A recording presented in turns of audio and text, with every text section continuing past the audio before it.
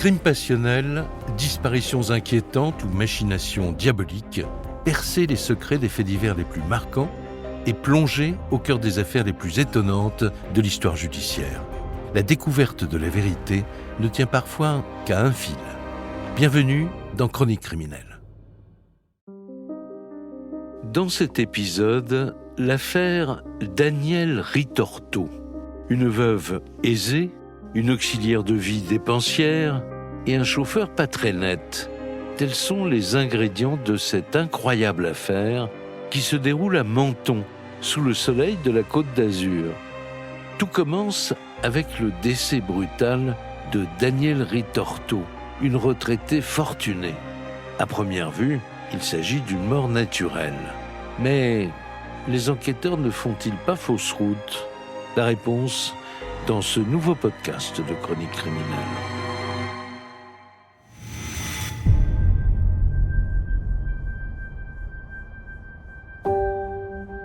Le crime que je m'apprête à vous raconter a bien failli ne jamais être révélé. Pourtant, il va devenir une affaire hors norme, aux multiples rebondissements.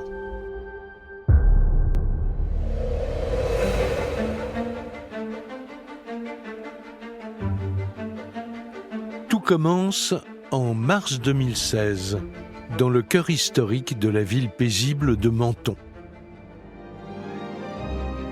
Bienvenue dans la perle de la France. C'est comme ça qu'on appelle Menton. Xavier Bénéroso, journaliste spécialiste des faits divers. Menton, donc, c'est le soleil, c'est la Méditerranée. C'est aussi une architecture, j'allais dire, très élégante. Et puis, c'est à côté la cité ultra chic de Monaco. L'Italie à côté, voilà, c'est une très belle ville frontalière. Stéphane Minca, journaliste spécialiste des faits divers. Avec une population de gens retraités et avec du pognon. Il y a des restes de jet-set. C'est la Riviera, la Côte d'Azur.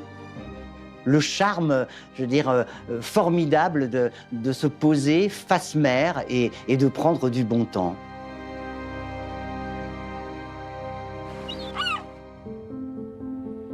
C'est ici que vit Danielle Ritorto.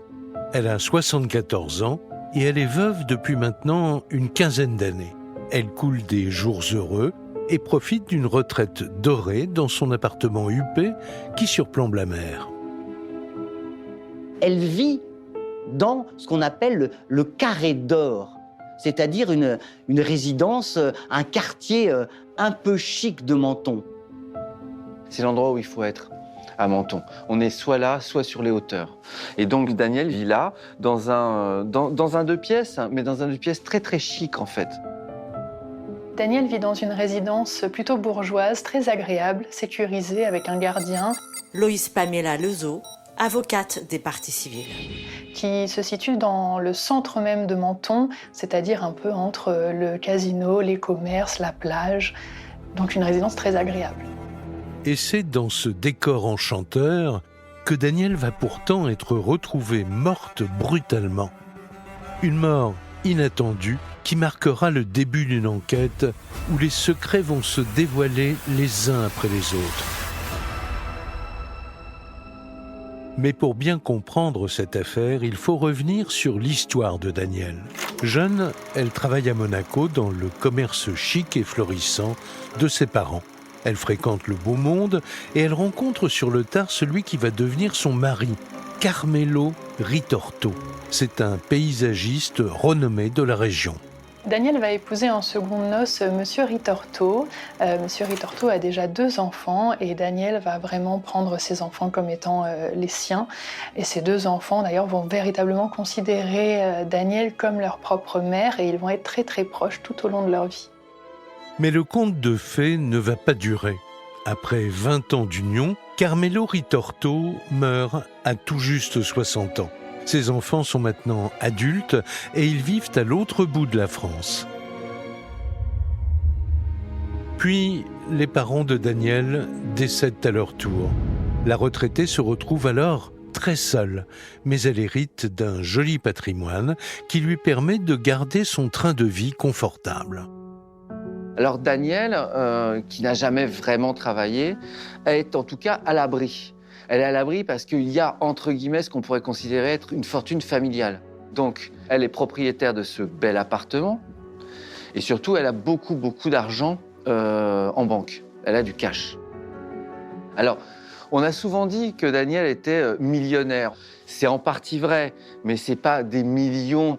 Elle est très aisée. En tout cas, c'est l'idée que les gens se sont fait d'elle. Et même si elle souffre de l'absence de son mari, la riche héritière veut profiter de la vie. Danielle est une épicurienne dans l'âme. Elle aime les dîners mondains, les galeries d'art et les sorties au casino. Et depuis plusieurs années, elle s'est entourée d'amis et de personnel de maison qui prennent soin d'elle à tour de rôle. C'est le cas de son amie Angela, avec qui elle passe régulièrement ses après-midi à jouer au Scrabble et à regarder leur feuilleton préféré devant une tasse de thé. Quand je l'ai connue, tout de suite, on a sympathisé. La vie de Danielle, une fois que son mari est mort, c'était quelqu'un qui invitait beaucoup de gens chez elle. Angela, amie de Daniel. Et notamment des femmes de ménage et des chauffeurs pour qu'on puisse l'amener au restaurant, faire des tournées vers la montagne, visiter, aller en Italie souvent. Elle aimait beaucoup l'Italie. Daniel Ritorto a une vie on ne peut plus paisible, entourée, presque comme la reine dans une ruche d'abeilles. Ça bourdonne, ça bourdonne. Qu'est-ce qui bourdonne? Ce sont le personnel de maison qui vit autour d'elle. Elle a énormément de personnel de maison. Alors attention, précision, on n'est pas avec des majordomes en gants blancs et des soubrettes avec des gentils tabliers immaculés. On est chez une femme qui a un certain pécule, qui vit plutôt bien, et ça se voit, et qui est entourée d'une ribambelle d'aide à domicile. Donc elle va avoir les pogologues, les kinésithérapeutes, les médecins, etc. Mais aussi à la maison. Elle va avoir quelqu'un pour l'aider à la cuisine, à faire le ménage, un chauffeur. En l'espace de 10 ans, Danielle voit se succéder une trentaine d'employés à son service. Laetitia en fait partie. Elle a ponctuellement travaillé pour elle comme chauffeur, mais elle est surtout devenue son amie au fil du temps. Moi, à l'époque où je la rencontre, il y a une femme qui s'occupe d'elle pour la maison, qui fait son ménage et ses courses. Laetitia, amie de Daniel.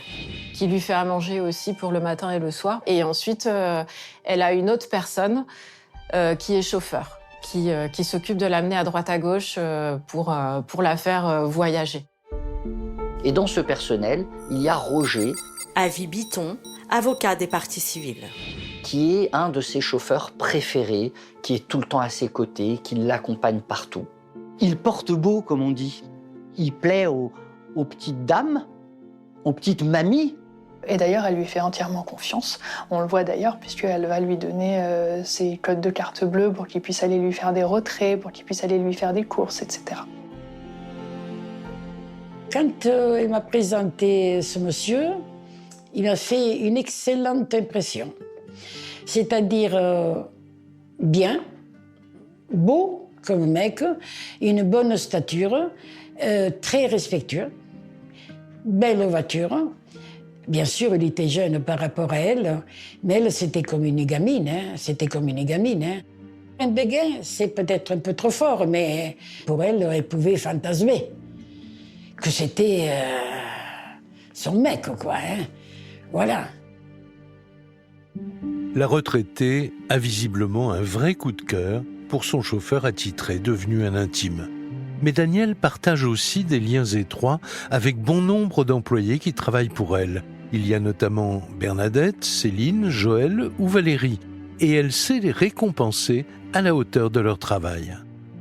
Dans ce cercle, on pourrait presque appeler des domestiques, même si le terme est un peu impropre, il y a quelqu'un qui s'occupe de madame, c'est Valérie Pizzano. Alors Valérie Pizzano, c'est une femme blonde, plutôt assez jolie d'ailleurs, qui s'occupe notamment d'aider à domicile Madame. Entre les deux femmes, le courant passe bien. Ces personnes-là vont devenir très importantes pour Daniel. Elle ne va pas hésiter à les inviter eux aussi au restaurant, à boire le café avec eux, à passer du temps avec eux. Voilà, c'est aussi de la compagnie. Eh bien, on rapporte que cette femme, elle avait le pourboire un peu facile. Un petit billet par-ci, un petit billet par-là. Ça va ajouter à sa réputation de millionnaire parce que elle a l'habitude de glisser le billet, quoi, comme on dit. Et elle peut parfois même être assez généreuse. Si Daniel est à ce point entouré, c'est à la fois pour combler la solitude, mais aussi parce que la riche héritière connaît de nombreux problèmes de santé et elle a besoin de personnel au quotidien. Daniel, en vieillissant, a de plus en plus de soucis de santé, notamment au niveau cardiaque. Elle peine de plus en plus à se mouvoir. Bouger seule devient compliqué. Elle a également des soucis de diabète, de tension. Ah ben, elle pesait 130 kilos. Elle avait du genou à la cheville les jambes bleues. Son corps est lourd, elle a du mal à se déplacer, elle perd le souffle, elle a le cœur qui s'emballe, elle a une canne, tout est fort, ne serait-ce que se lever ou se baisser d'une chaise. Voilà, donc elle avait des problèmes de santé et puis elle avait quand même 74 ans. Daniel a une santé fragile. Et si avec les années qui passent, elle a de plus en plus de mal à gérer ses soucis, il n'en demeure pas moins qu'elle aime son existence paisible. Pourtant, cette vie bien réglée va brutalement voler en éclats et de manière dramatique. Le matin du 30 mars 2016, une nouvelle femme de ménage vient prendre ses fonctions et elle se présente chez la riche héritière à l'heure dite, 9h15 précisément. J'arrive devant l'immeuble où habitait Daniel et je sonne au parlophone comme convenu. Femme de ménage de Daniel. Personne ne m'ouvre. Je trouve ça un peu curieux. J'insiste et je profite que quelqu'un sorte de l'immeuble et donc je rentre dans le hall et je vais voir le gardien directement. Donc il me dit on va monter voir. On monte et on sonne à la porte. Personne ne répond. Et il me dit ne vous inquiétez pas, j'ai un double. Donc il prend le double et on entre dans l'appartement. Tout de suite, on a une vue sur la chambre. On voit le corps de Daniel inanimé en travers du lit. Je me dis que c'est certainement un malaise. On appelle. Mais Daniel ne répond pas. En s'approchant, la femme de ménage constate que la vieille dame ne respire plus. Elle est visiblement déjà morte. Je sors de l'appartement, je vais m'asseoir un peu parce que dans ma tête, c'est un peu quand même... c'est assez choquant, je suis assez choquée. Donc on appelle les pompiers. Mais les pompiers sont déjà sur plusieurs interventions et ils ne peuvent venir dans l'immédiat. La femme de ménage et le gardien décident alors d'appeler la police. Roger, le chauffeur qui s'inquiétait d'être sans nouvelles de sa patronne, arrive à son tour. Et à ce moment-là, le chauffeur de Daniel arrive dans l'appartement. Il est assez choqué, bien sûr, mais on l'est tous. Alors, la police arrive en nombre. Donc, il y a du monde partout, les pompiers. On est nombreux dans l'appartement. Ils prennent nos identités, au gardien, au chauffeur et moi-même. Ils vont également assez rapidement appeler la belle-fille de Daniel afin d'en savoir un peu plus sur elle. Loïs Pamela Lezo, avocate des parties civiles. Et ils vont constater que Daniel en effet a ses problèmes de santé. Donc en fait assez rapidement, ils vont conclure ou s'imaginer que Daniel serait morte naturellement d'une crise cardiaque. C'est une mort naturelle, à l'évidence. Pourquoi? Parce que après un examen très rapide de l'appartement, Xavier Beneroso, journaliste spécialiste des faits divers. il n'y a pas de traces d'extraction, il n'y a pas de signe de fouille, il n'y a pas, visiblement de traces de lutte. Donc, il n'y a pas de cambrioleur. Elle a 74 ans, des gros problèmes de santé. Elle est morte de manière naturelle. Oui, c'est terminé. J'ai plus rien à faire ici. Même si tout porte à croire que Danielle est morte de sa belle mort, l'histoire est pourtant loin d'être terminée. Et elle va connaître de nombreux rebondissements. Dans un premier temps, le corps de Danielle est transporté à l'Institut médico-légal. Sur place, le médecin donne le permis d'inhumer. Dans son rapport, il est formel. Il situe sa mort au 29 mars 2016, soit la veille de sa découverte. Tout laisse à penser que la retraitée est morte d'une crise cardiaque. Mais un incroyable événement est sur le point de se produire, un rebondissement qui va tout remettre en question. Pour l'instant, l'heure est à l'annonce de la triste nouvelle et la police prévient l'entourage de la défunte. La belle-fille et le beau-fils de Danielle savaient qu'elle n'était pas en très bonne santé, mais malgré tout, ce décès est très brutal et ils ont énormément de peine lorsqu'ils l'apprennent. Ils étaient quand même très proches d'elle et même s'ils n'étaient pas proches géographiquement, ils s'appelaient très souvent. Donc la nouvelle de ce décès va fortement les affecter. J'étais choquée d'apprendre sa mort, mais en même temps, je me dis c'est pas possible parce que elle a trop de vie en elle.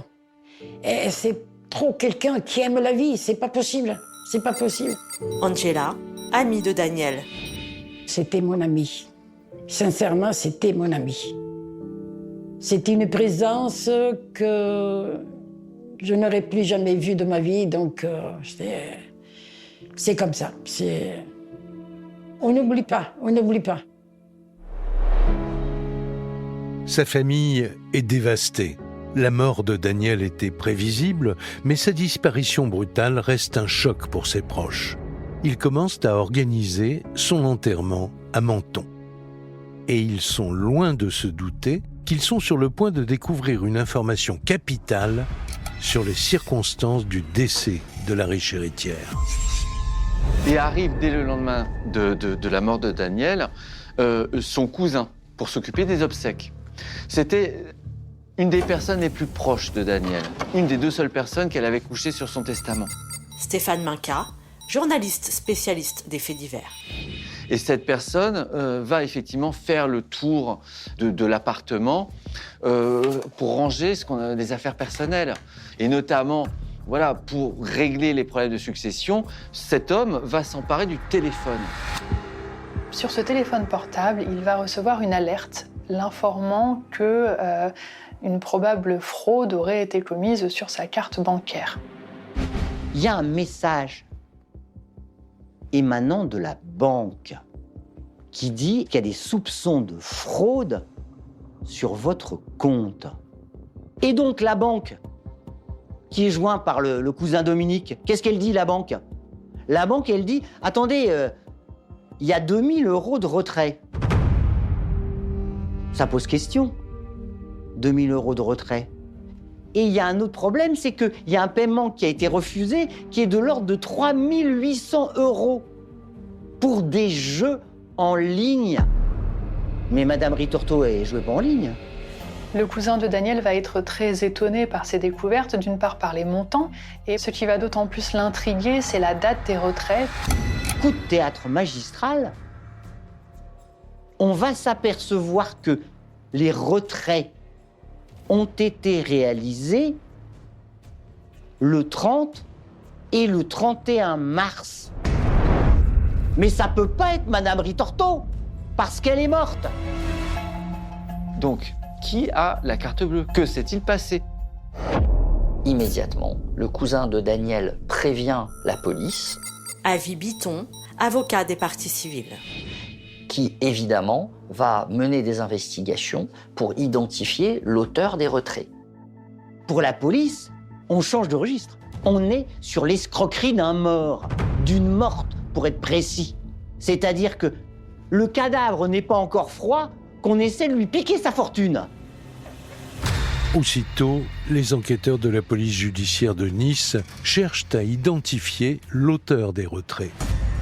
Et ils s'intéressent au cercle des proches, car la personne qui a retiré l'argent connaissait les codes de la carte bleue.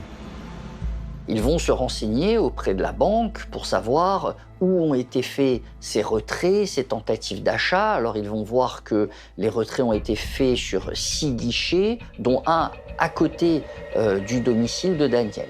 Les enquêteurs vont faire des réquisitions auprès des établissements bancaires afin de pouvoir visionner les enregistrements des caméras de surveillance des distributeurs de billets.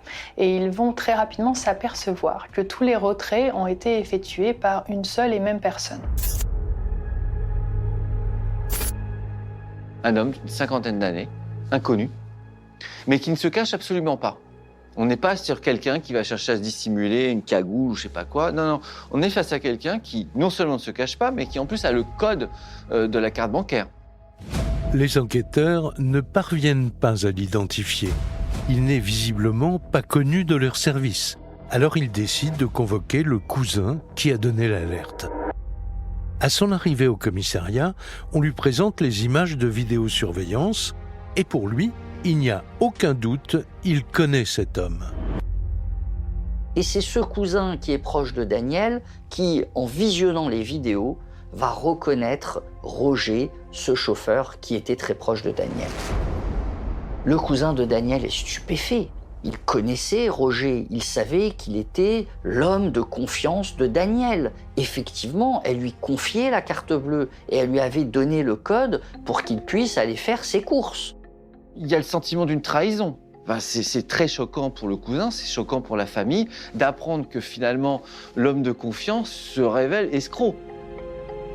L'homme, décrit au départ comme gentil et serviable, cacherait-il en réalité un double visage ? Pour tenter de le savoir, les enquêteurs se penchent sur sa personnalité.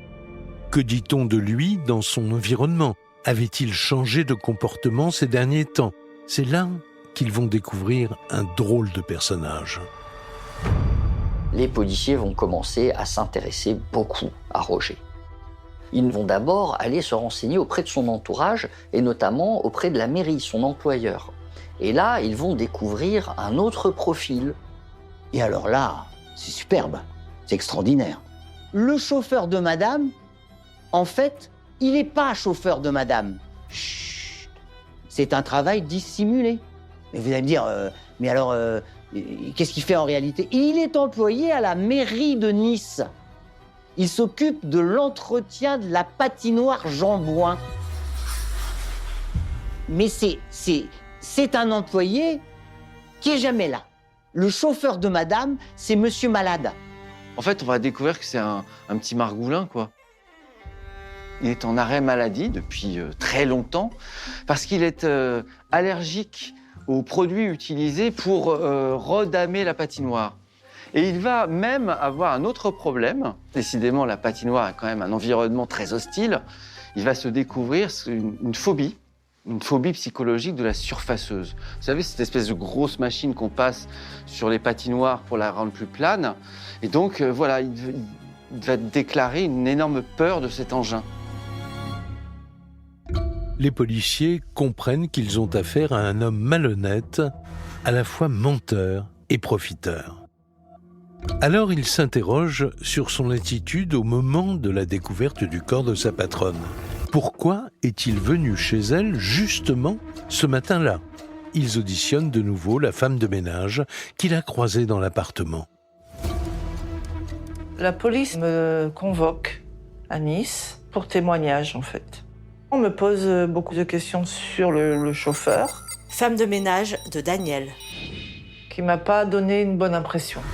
Je décris un petit peu ce qui s'est passé, à savoir ces allées et venues entre la chambre et le salon, assez agitées et fouillant partout. On entend très bien le bruit des tiroirs et des placards. Et avec le gardien, on échange des regards. Voilà, on trouve ça assez irrespectueux par rapport à Daniel, quoi. À partir de ce moment-là, les enquêteurs remettent en question leur première conclusion de mort naturelle. Ils pensent que, peut-être, il y a un crime crapuleux. Les enquêteurs sont convaincus que le chauffeur préféré de Daniel cherchait à s'emparer de sa carte bleue à ce moment-là.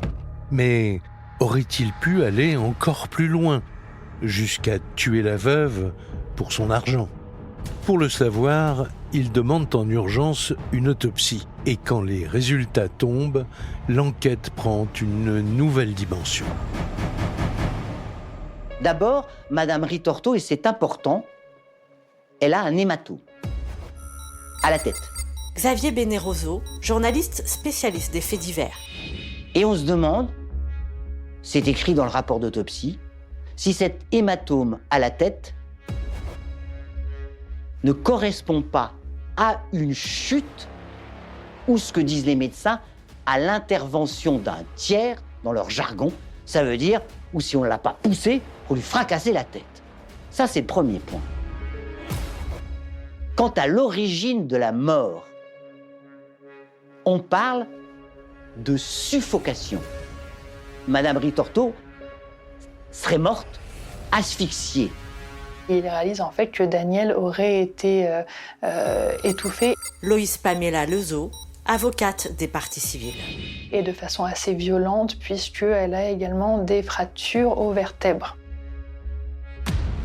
Avec ces premières conclusions, on passe d'une escroquerie à une enquête pour meurtre.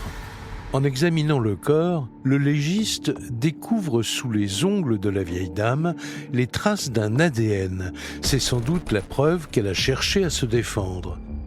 Pour l'instant, il s'agit d'un ADN inconnu, mais il pourrait bien se révéler comme étant la clé de l'énigme. Quant à l'examen toxicologique, il donne une information plus accablante encore sur les circonstances de la mort de Daniel. Dans ces analyses, on va retrouver évidemment beaucoup de médicaments, puisque Daniel était malade, qu'elle prenait des traitements, mais on va retrouver 2 molécules qui ne correspondent pas à ces prescriptions, des molécules d'anxiolytiques et d'hypnotiques. Des traces de Seresta, qui est un anxiolytique, et des traces de Mogadon, qui est un somnifère. Donc ça, ce sont des médicaments qu'elle ne prenait jamais. Ça va être confirmé par la famille, par les médecins. C'est un véritable coup de théâtre. C'est ni plus ni moins la preuve par A plus B que Madame Ritorto a été droguée. En clair, on lui a mis des cachets pour la faire dormir et après, on l'a tuée. Donc les enquêteurs ne sont plus sur la piste d'un meurtre, d'un homicide, mais plutôt d'un assassinat, c'est-à-dire avec préméditation. Daniel aurait donc été empoisonné. Et pour les enquêteurs, le suspect numéro 1, c'est le chauffeur. Ils ont la preuve de son escroquerie et il est suffisamment proche de Daniel pour pouvoir la droguer à son insu. Suite à la découverte de ces éléments-là, des produits, des molécules, l'autopsie. Adam Creed, avocat de la défense du chauffeur. Et les photographies des caméras sur les retraits bancaires. Donc l'enquêteur se sont dirigés vers l'auteur principal. Au départ, c'est Roger. Et c'est là, Roger, il a été interpellé à son domicile. Le chauffeur est placé en garde à vue. Aussitôt, les enquêteurs l'interrogent.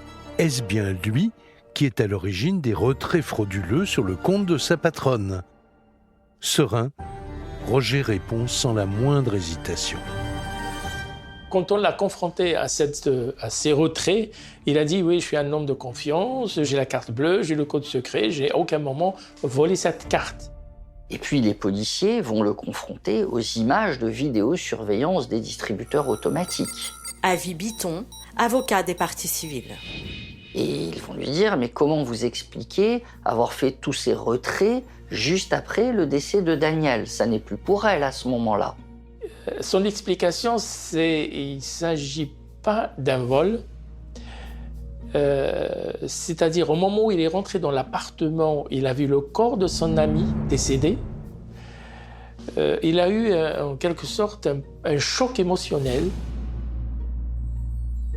Il a vu la carte bleue sur la table de Daniel, il l'a prise. Et donc, en fait, pour lui, c'est un dédoublement de personnalité. Suite à choc émotionnel, il est allé retirer de l'argent. Voilà l'explication qu'il a donnée aux enquêteurs. Face à cette explication pour le moins étrange, les enquêteurs tentent de le pousser dans ses retranchements. Ils en sont convaincus, c'est lui l'assassin, et il a un mobile, l'argent. Il a immédiatement nié les faits, il a dit qu'il était étranger à ce décès. Pour lui, c'est une amie, il l'aimait, il est tout le temps avec elle, il s'inquiétait pour sa santé, et à aucun moment il a commis cette infraction.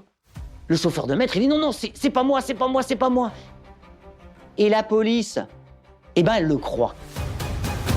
Car de nouveaux éléments viennent de tomber, l'analyse de son bornage téléphonique. À l'heure de la mort, qui a été fixée la veille de la découverte du cadavre, le chauffeur de maître, le suspect, il n'était pas à Menton, du tout. Il était à Nice, c'est-à-dire bien loin de Menton, à 40 minutes en voiture. Le 29 mars, le téléphone du chauffeur ne borne pas chez sa patronne. Et une preuve de taille vient confirmer son innocence. Son ADN ne correspond pas à celui qui a été retrouvé sous les ongles de Daniel. À l'issue de sa garde à vue, Roger ressort donc libre. Il sera jugé pour les vols et les escroqueries, mais il est mis hors de cause dans la mort de la veuve. De leur côté, les policiers n'ont plus de suspects. L'enquête repart à zéro. Qui a tué la riche héritière? Une chose est sûre, l'auteur du crime appartient au cercle proche de Daniel, car elle a forcément été droguée par quelqu'un de son entourage. Les enquêteurs recherchent si Daniel aurait pu avoir des ennemis, aurait pu avoir des personnes qui lui en voulaient ou qui en seraient après son argent. Ils vont donc interroger tout son entourage, que ce soit ses proches ou les membres de son personnel. Et si, parmi le petit personnel de maison qui gravite autour de Madame Ritorto, et s'il n'y avait pas des jaloux qui lorgnaient sur le pactole de Madame, ceux qui font les courses, les aides à domicile, les chauffeurs, qui sont susceptibles d'avoir les clés, d'avoir le code, de savoir comment on peut rentrer à l'intérieur de la résidence. Qui pourrait lui en vouloir? La police questionne le personnel de Daniel, mais aussi ses anciens employés. Les interrogatoires s'enchaînent et les enquêteurs sont stupéfaits. Ils découvrent une nouvelle facette de la riche héritière assez inattendue. Et là, on va avoir un portrait un peu différent de Daniel. Donc, c'est-à-dire que de Daniel, la femme du monde, va un peu se substituer Tati Daniel. Stéphane Minca, journaliste spécialiste des faits divers. C'est-à-dire qu'en fait, les enquêteurs vont se retrouver face à des témoignages qui vont au contraire raconter une femme plutôt acariâtre, grippe-sous, pouvant avoir des comportements assez méprisants à l'encontre du petit personnel, et se rendre compte d'ailleurs que s'il y avait un turnover aussi important chez les personnes qu'elle employait, c'est précisément parce qu'elle était parfois extrêmement désagréable. Fallait tenir au service de Tati Daniel. Il avait un côté quand même autoritaire, hein. Est-ce que tu as fait ceci? Est-ce que tu as fait ça comme ça? Est-ce qu'il te reste quelque chose à faire? Quand est-ce que tu reviens la prochaine fois? Angela, amie de Daniel. Mais c'était pas dit sur un ton gentil ou n'importe. Voilà, c'était plutôt des directives. Elle m'a raconté, par exemple, qu'il disait au chauffeur « Tu conduis pas bien, garde bien ta droite, tu vas trop vite, tu vas trop lentement ». Et donc, il y en a qui l'ont carrément insulté et qui l'ont carrément laissé comme ça dans la rue, que ce soit en Italie ou en France. Du coup, on se dit parmi ces gens, y a-t-il quelqu'un plus humilié qu'un autre qui ait décidé d'en finir avec Tati Daniel? La retraitée, capable du meilleur comme du pire. Certains auraient même rendu leur tablier. Alors avait-elle des ennemis parmi sa garde rapprochée? Au fil des auditions, Daniel apparaît comme un personnage complexe. Certains la détestaient, d'autres acceptaient plus facilement son caractère. Alors moi, quand la police m'appelle, ils essayent un petit peu de savoir ce qui se passe dans sa vie au quotidien. Laetitia, amie de Daniel. Daniel n'est pas forcément difficile à gérer, c'est simplement que bon, elle paye les gens, elle veut des résultats entre guillemets. Donc oui, il y a des fois où il y a des petites phrases qui peuvent être dites, mais honnêtement, ça va, je la trouve. C'est quelqu'un avec une grande empathie, une grande générosité, donc je peux pas dire que c'était Tati Daniel, pas du tout. Mais les interrogatoires se poursuivent et les langues commencent à se délier. Et il y a un nom qui revient sur toutes les lèvres. Celui de la jolie blonde qui s'occupe du ménage chez Daniel. Et son personnage intrigue les enquêteurs. Il y a, dans cet environnement immédiat,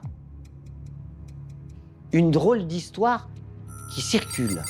Xavier Beneroso, journaliste spécialiste des faits divers.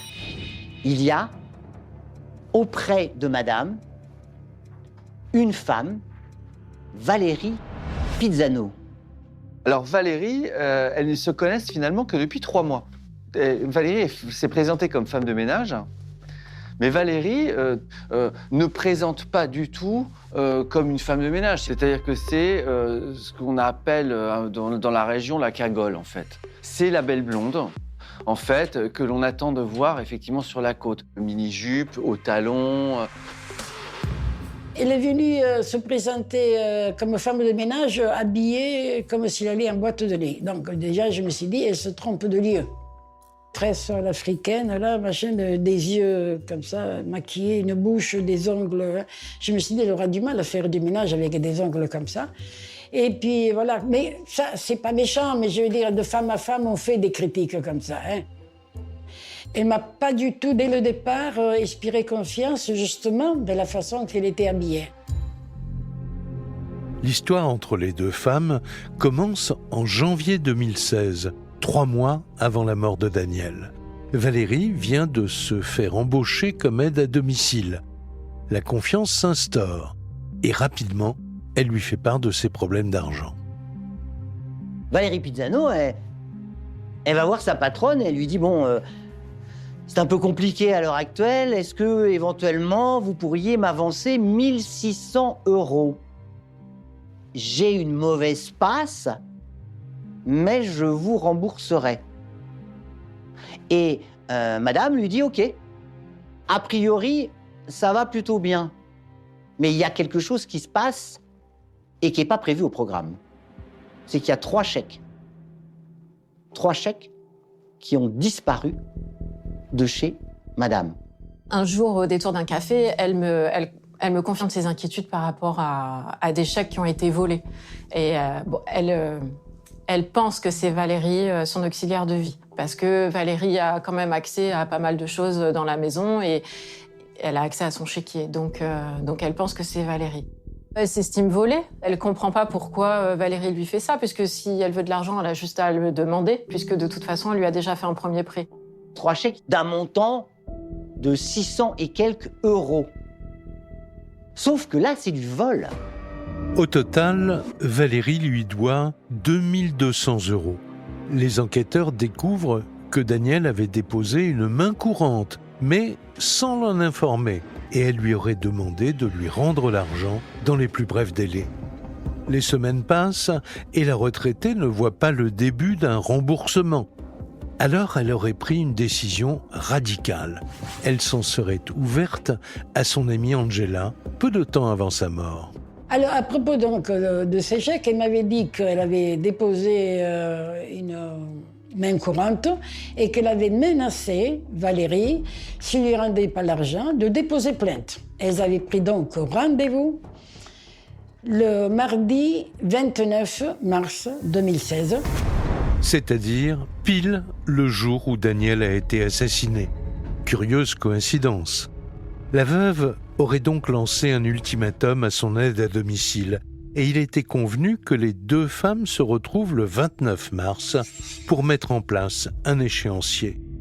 Face aux enquêteurs, Angela va faire une nouvelle révélation. Elle se souvient d'une anecdote pour le moins troublante. Alors, le coup de fil, elle me dit, écoute, je dis, pourquoi tu as une voix comme ça, tu es fatiguée? Elle m'a dit, écoute, je ne sais pas si je dois t'en parler. J'ai dit, écoute, oui, tu me téléphones. Et raconte, qu'est-ce qui se passe? Tu es malade?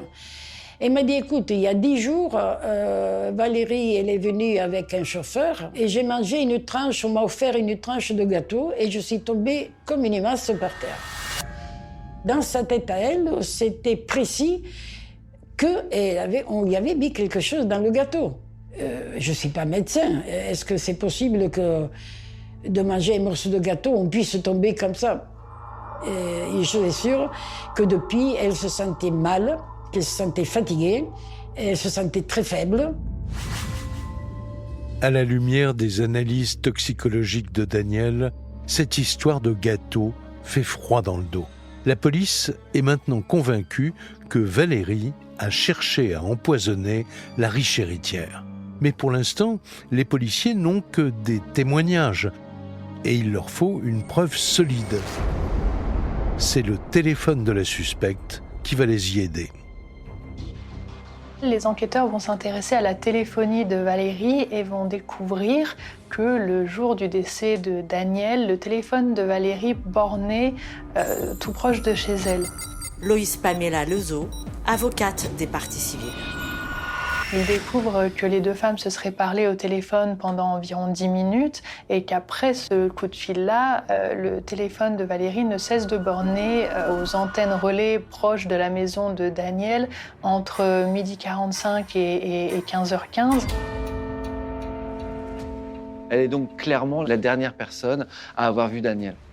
Et donc là, les dettes, l'ultimatum, la téléphonie, c'est quasiment joué maintenant.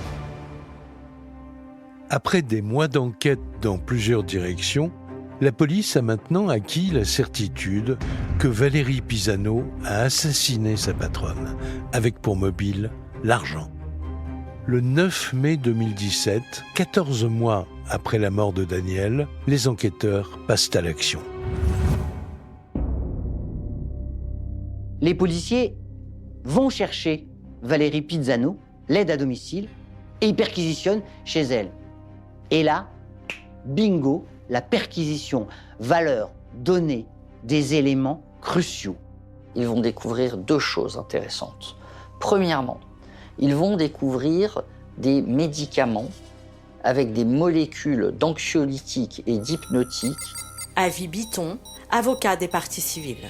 Qui sont exactement les mêmes molécules qu'on a retrouvées lors de l'autopsie dans le corps de Daniel. Deuxièmement, les policiers vont retrouver les ordonnances de ces médicaments et ils vont se rendre compte que ces ordonnances ont été faites à une date très rapprochée du crime.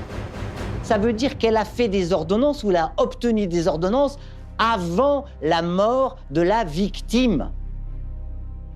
Et ça, c'est accablant. Pour les enquêteurs, c'est la preuve que Valérie avait prévu de droguer Daniel à son insu. Il leur manque pourtant un élément solide pour la relier au crime. Ils ont la conviction que c'est elle la coupable, mais l'employé pourrait bien s'en sortir. Au début de la garde à vue, l'enjeu est considérable. Ils commencent par lui prélever son ADN. Ils veulent le comparer aux traces ADN qu'ils ont retrouvées sous les ongles de Daniel. Ces prélèvements, ils vont les envoyer du coup au laboratoire afin qu'ils soient expertisés et le résultat n'est donc pas immédiat. Ils vont commencer à interroger Valérie en attendant ces résultats-là. L'audition démarre. Les enquêteurs doivent à tout prix la faire avouer avant qu'elle ne leur échappe. Alors, il mise tout sur la preuve de sa présence chez sa patronne, le bornage téléphonique. Mais l'interrogatoire ne se passe pas comme prévu. Valérie Pisano, sûre d'elle, va même tenter de les convaincre qu'ils font fausse route. Au début, Valérie ne se démonte pas du tout. C'est-à-dire qu'elle dit non, pas du tout. Enfin voilà, moi, peut-être la dernière personne à l'avoir vu, mais bon, je l'ai laissé parfaitement en vie. Stéphane Minca, journaliste spécialiste des faits divers. Mais attendez, vos différents financiers. Et Valérie va nier les différents financiers. Et Valérie, elle dit, vous me parlez d'une main courante, mais cette main courante, c'est parce qu'elle était folle. Personne ne vous l'a dit durant l'enquête. Elle était complètement folle, elle racontait n'importe quoi. Elle était capable de faire même des coups de pression comme ça pour nous obliger à travailler plus. Valérie a visiblement réponse à tout. Les enquêteurs vont-ils parvenir à la faire avouer ? Rien n'est moins sûr. Ils décident donc de changer de tactique et de la mettre face à ses mensonges. Ils lui présentent la preuve qu'elle a encaissé les chèques volés. Coincée, Valérie finit par reconnaître l'emprunt et les vols. Mais pour sa défense, elle explique qu'elle était endettée, qu'elle ne parvenait plus à s'en sortir avec ses enfants. En revanche, pour le meurtre de Daniel, elle nie catégoriquement, sauf qu'un nouvel élément vient de tomber. Et là, la garde à vue bascule. La police vient de recevoir les comparaisons ADN. Le résultat est sans appel. C'est bien l'ADN de Valérie qui a été retrouvé sous les ongles de Daniel. Acculé, l'employé change alors de version. Et voici ce qu'elle raconte. Et là, Valérie va essayer de donner une explication en disant « Oui, j'ai eu une altercation avec elle, elle m'a attaqué ». Il y a eu une altercation, dit-elle. Pourquoi ? Parce que Madame Ritorto, qui lui avait prêté de l'argent au préalable, exigeait que son aide à domicile, dit Valérie Pisano, travaille gratuitement pour la rembourser. Xavier Beneroso, journaliste spécialiste des faits divers. Et ça, c'était pas convenu comme ça, d'autant plus, dit Pisano, que moi j'avais donné des sacs à main de luxe en contrepartie, en gage, si vous voulez. Donc, ça s'est tendu brusquement.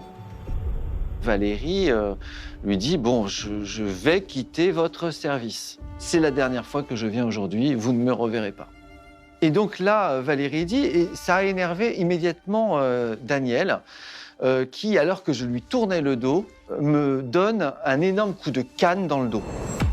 Boum, Daniel aurait frappé Valérie à ce moment-là, lui donne un coup de canne.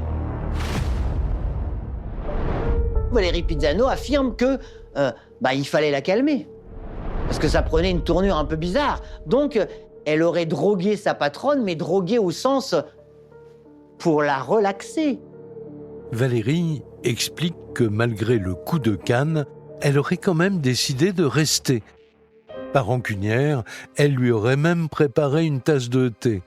Elle aurait écrasé un demi-cachet d'anxiolytique et un demi-cachet de somnifère pour qu'elle se détende et accepte simplement de la laisser partir.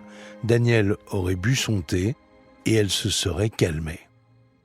Les deux femmes vont dans la chambre, allument la télévision et regardent leur feuilleton quotidien, les Feux de l'amour. Donc elles regardent les Feux de l'amour. Et c'est à la fin du feuilleton que Valérie dit, je me décide à lui dire, maintenant je m'en vais, c'est fini, je ne reviendrai pas.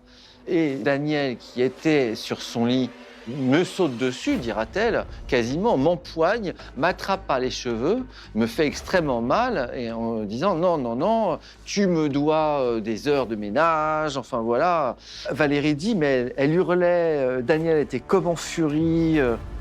Et enfin, Valérie avoue, elle n'aurait pas supporté les cris de sa patronne, elle voulait la faire taire, alors elle l'aurait étouffée. Et là, elle dit, j'ai pris un coussin, il fallait que ça cesse, il fallait l'empêcher de hurler. Ce sont ses termes. Et donc, Elle appuie le coussin sur cette dame de 74 ans. Valérie explique qu'elle place ce coussin sur le visage de Daniel seulement avec l'intention de la faire se taire, qu'elle arrête de hurler. Et quand elle l'enlève, elle réalise que Daniel ne bouge plus. Elle va aller chercher un verre d'eau et lui lancer à la figure en espérant que ça la réveille, mais elle constate que ça n'a pas d'effet. La version de Valérie, c'est de dire que la mort de Daniel était accidentelle. Sa seule intention était de faire qu'elle cesse de crier, mais elle ne voulait absolument pas tuer sa patronne. Devant les enquêteurs, Valérie parle d'une dispute qui aurait mal tourné. Elle n'imaginait pas un instant que sa patronne ne respirait plus. À ce moment-là, elle aurait été prise de panique et aurait quitté l'appartement. À l'issue de ses aveux, Valérie Pisano est placée en détention provisoire. Mais sa version ne convainc pas du tout la police. L'enquête continue avec plusieurs zones d'ombre à éclaircir. Et les enquêteurs, eux, sont très sceptiques. Pourquoi ? En raison de l'obésité de la victime. On nous décrit une sorte de bagarre, de scène de catch. Elle pesait dans les 120-130 kilos. Elle ne tenait pas debout. Elle ne pouvait pas donc se jeter sur elle. Il n'y a pas de raison pour que Daniel ait eu la force de se soulever tout à coup et de tirer les cheveux, de frapper une femme de 50 ans en pleine forme. Donc c'est pas crédible en fait. Et puis les enquêteurs savent que le comportement de Valérie juste après le meurtre n'est pas le comportement de quelqu'un qui, par inadvertance, a causé un accident grave. Elle prend le temps de ranger. Les chaussons de Daniel étaient bien posés à côté de son lit. La tasse dans laquelle elle avait bu le thé avec l'anxiolytique avait été débarrassée et lavée, comme pour effacer des traces. Elle n'appelle pas les secours et elle repart tranquillement, comme si de rien n'était. Pour la police, le fait d'avoir drogué Daniel prouve que Valérie a bien prémédité son geste. Elle est donc renvoyée aux assises pour assassinat. Elle risque la perpétuité. Nous avons contacté son avocat, mais il n'a pas souhaité répondre à nos questions. Valérie Pisano maintient sa version de l'accident. Ce sera donc au juré de trancher.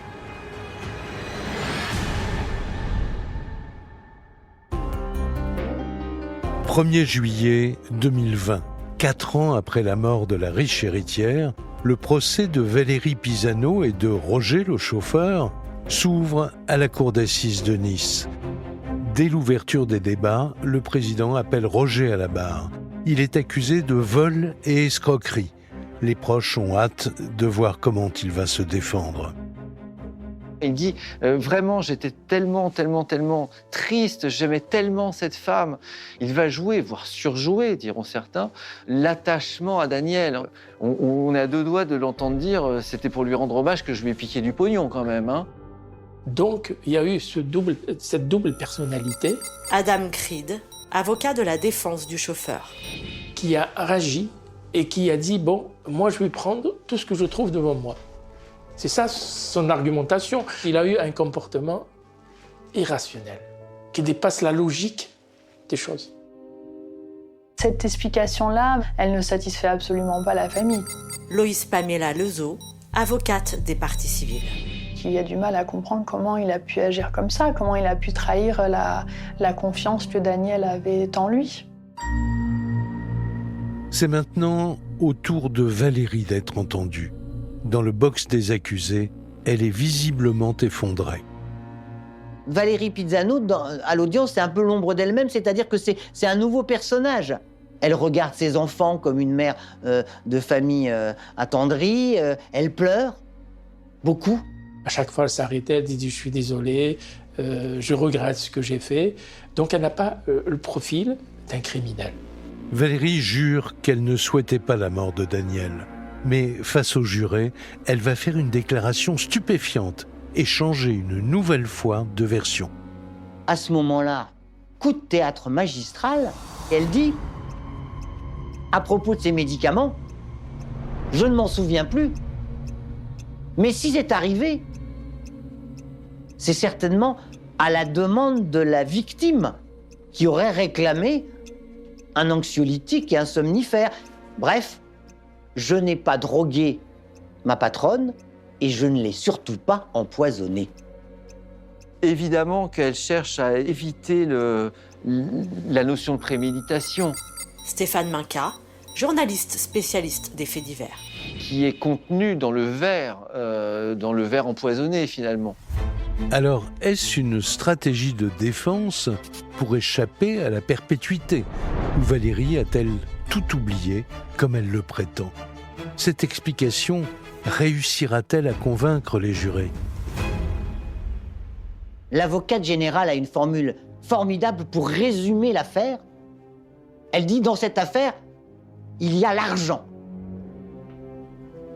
Il y en a une qui en a, c'est la retraitée. Il y en a une autre qui n'en a pas, c'est l'aide à domicile. Et il y en a un autre qui n'en a jamais assez, c'est le chauffeur. Et pour le ministère public, l'assassinat ne fait aucun doute.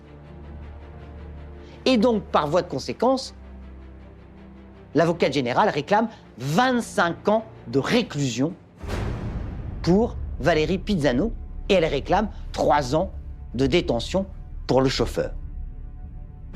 Le jury se retire et après 3 heures de délibération seulement, le verdict tombe. Roger, le chauffeur de Daniel, écope d'une peine de 2 ans de prison ferme et 50 000 € d'amende.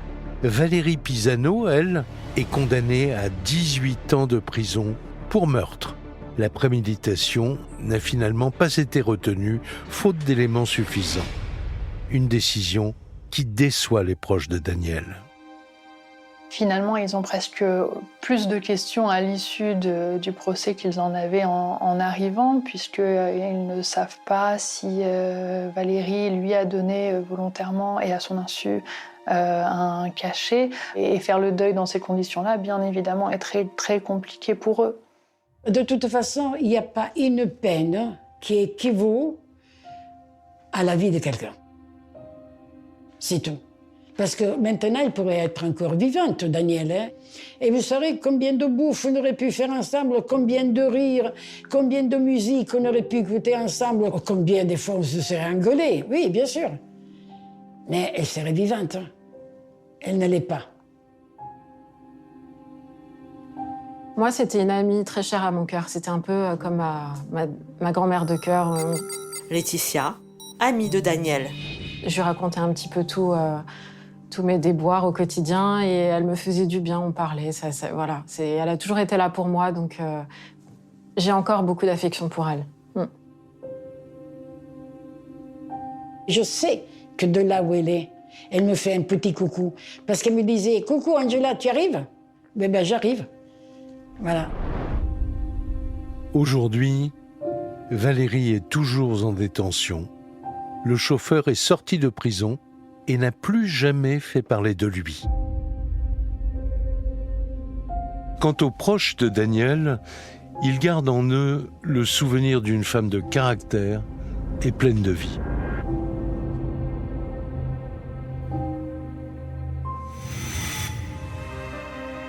Vous venez d'écouter Chronique criminelle. Si l'épisode vous a plu, n'hésitez pas à mettre des étoiles, à commenter ou à vous abonner sur votre plateforme d'écoute préférée. Et retrouvez dès la semaine prochaine un nouvel épisode de Chronique criminelle.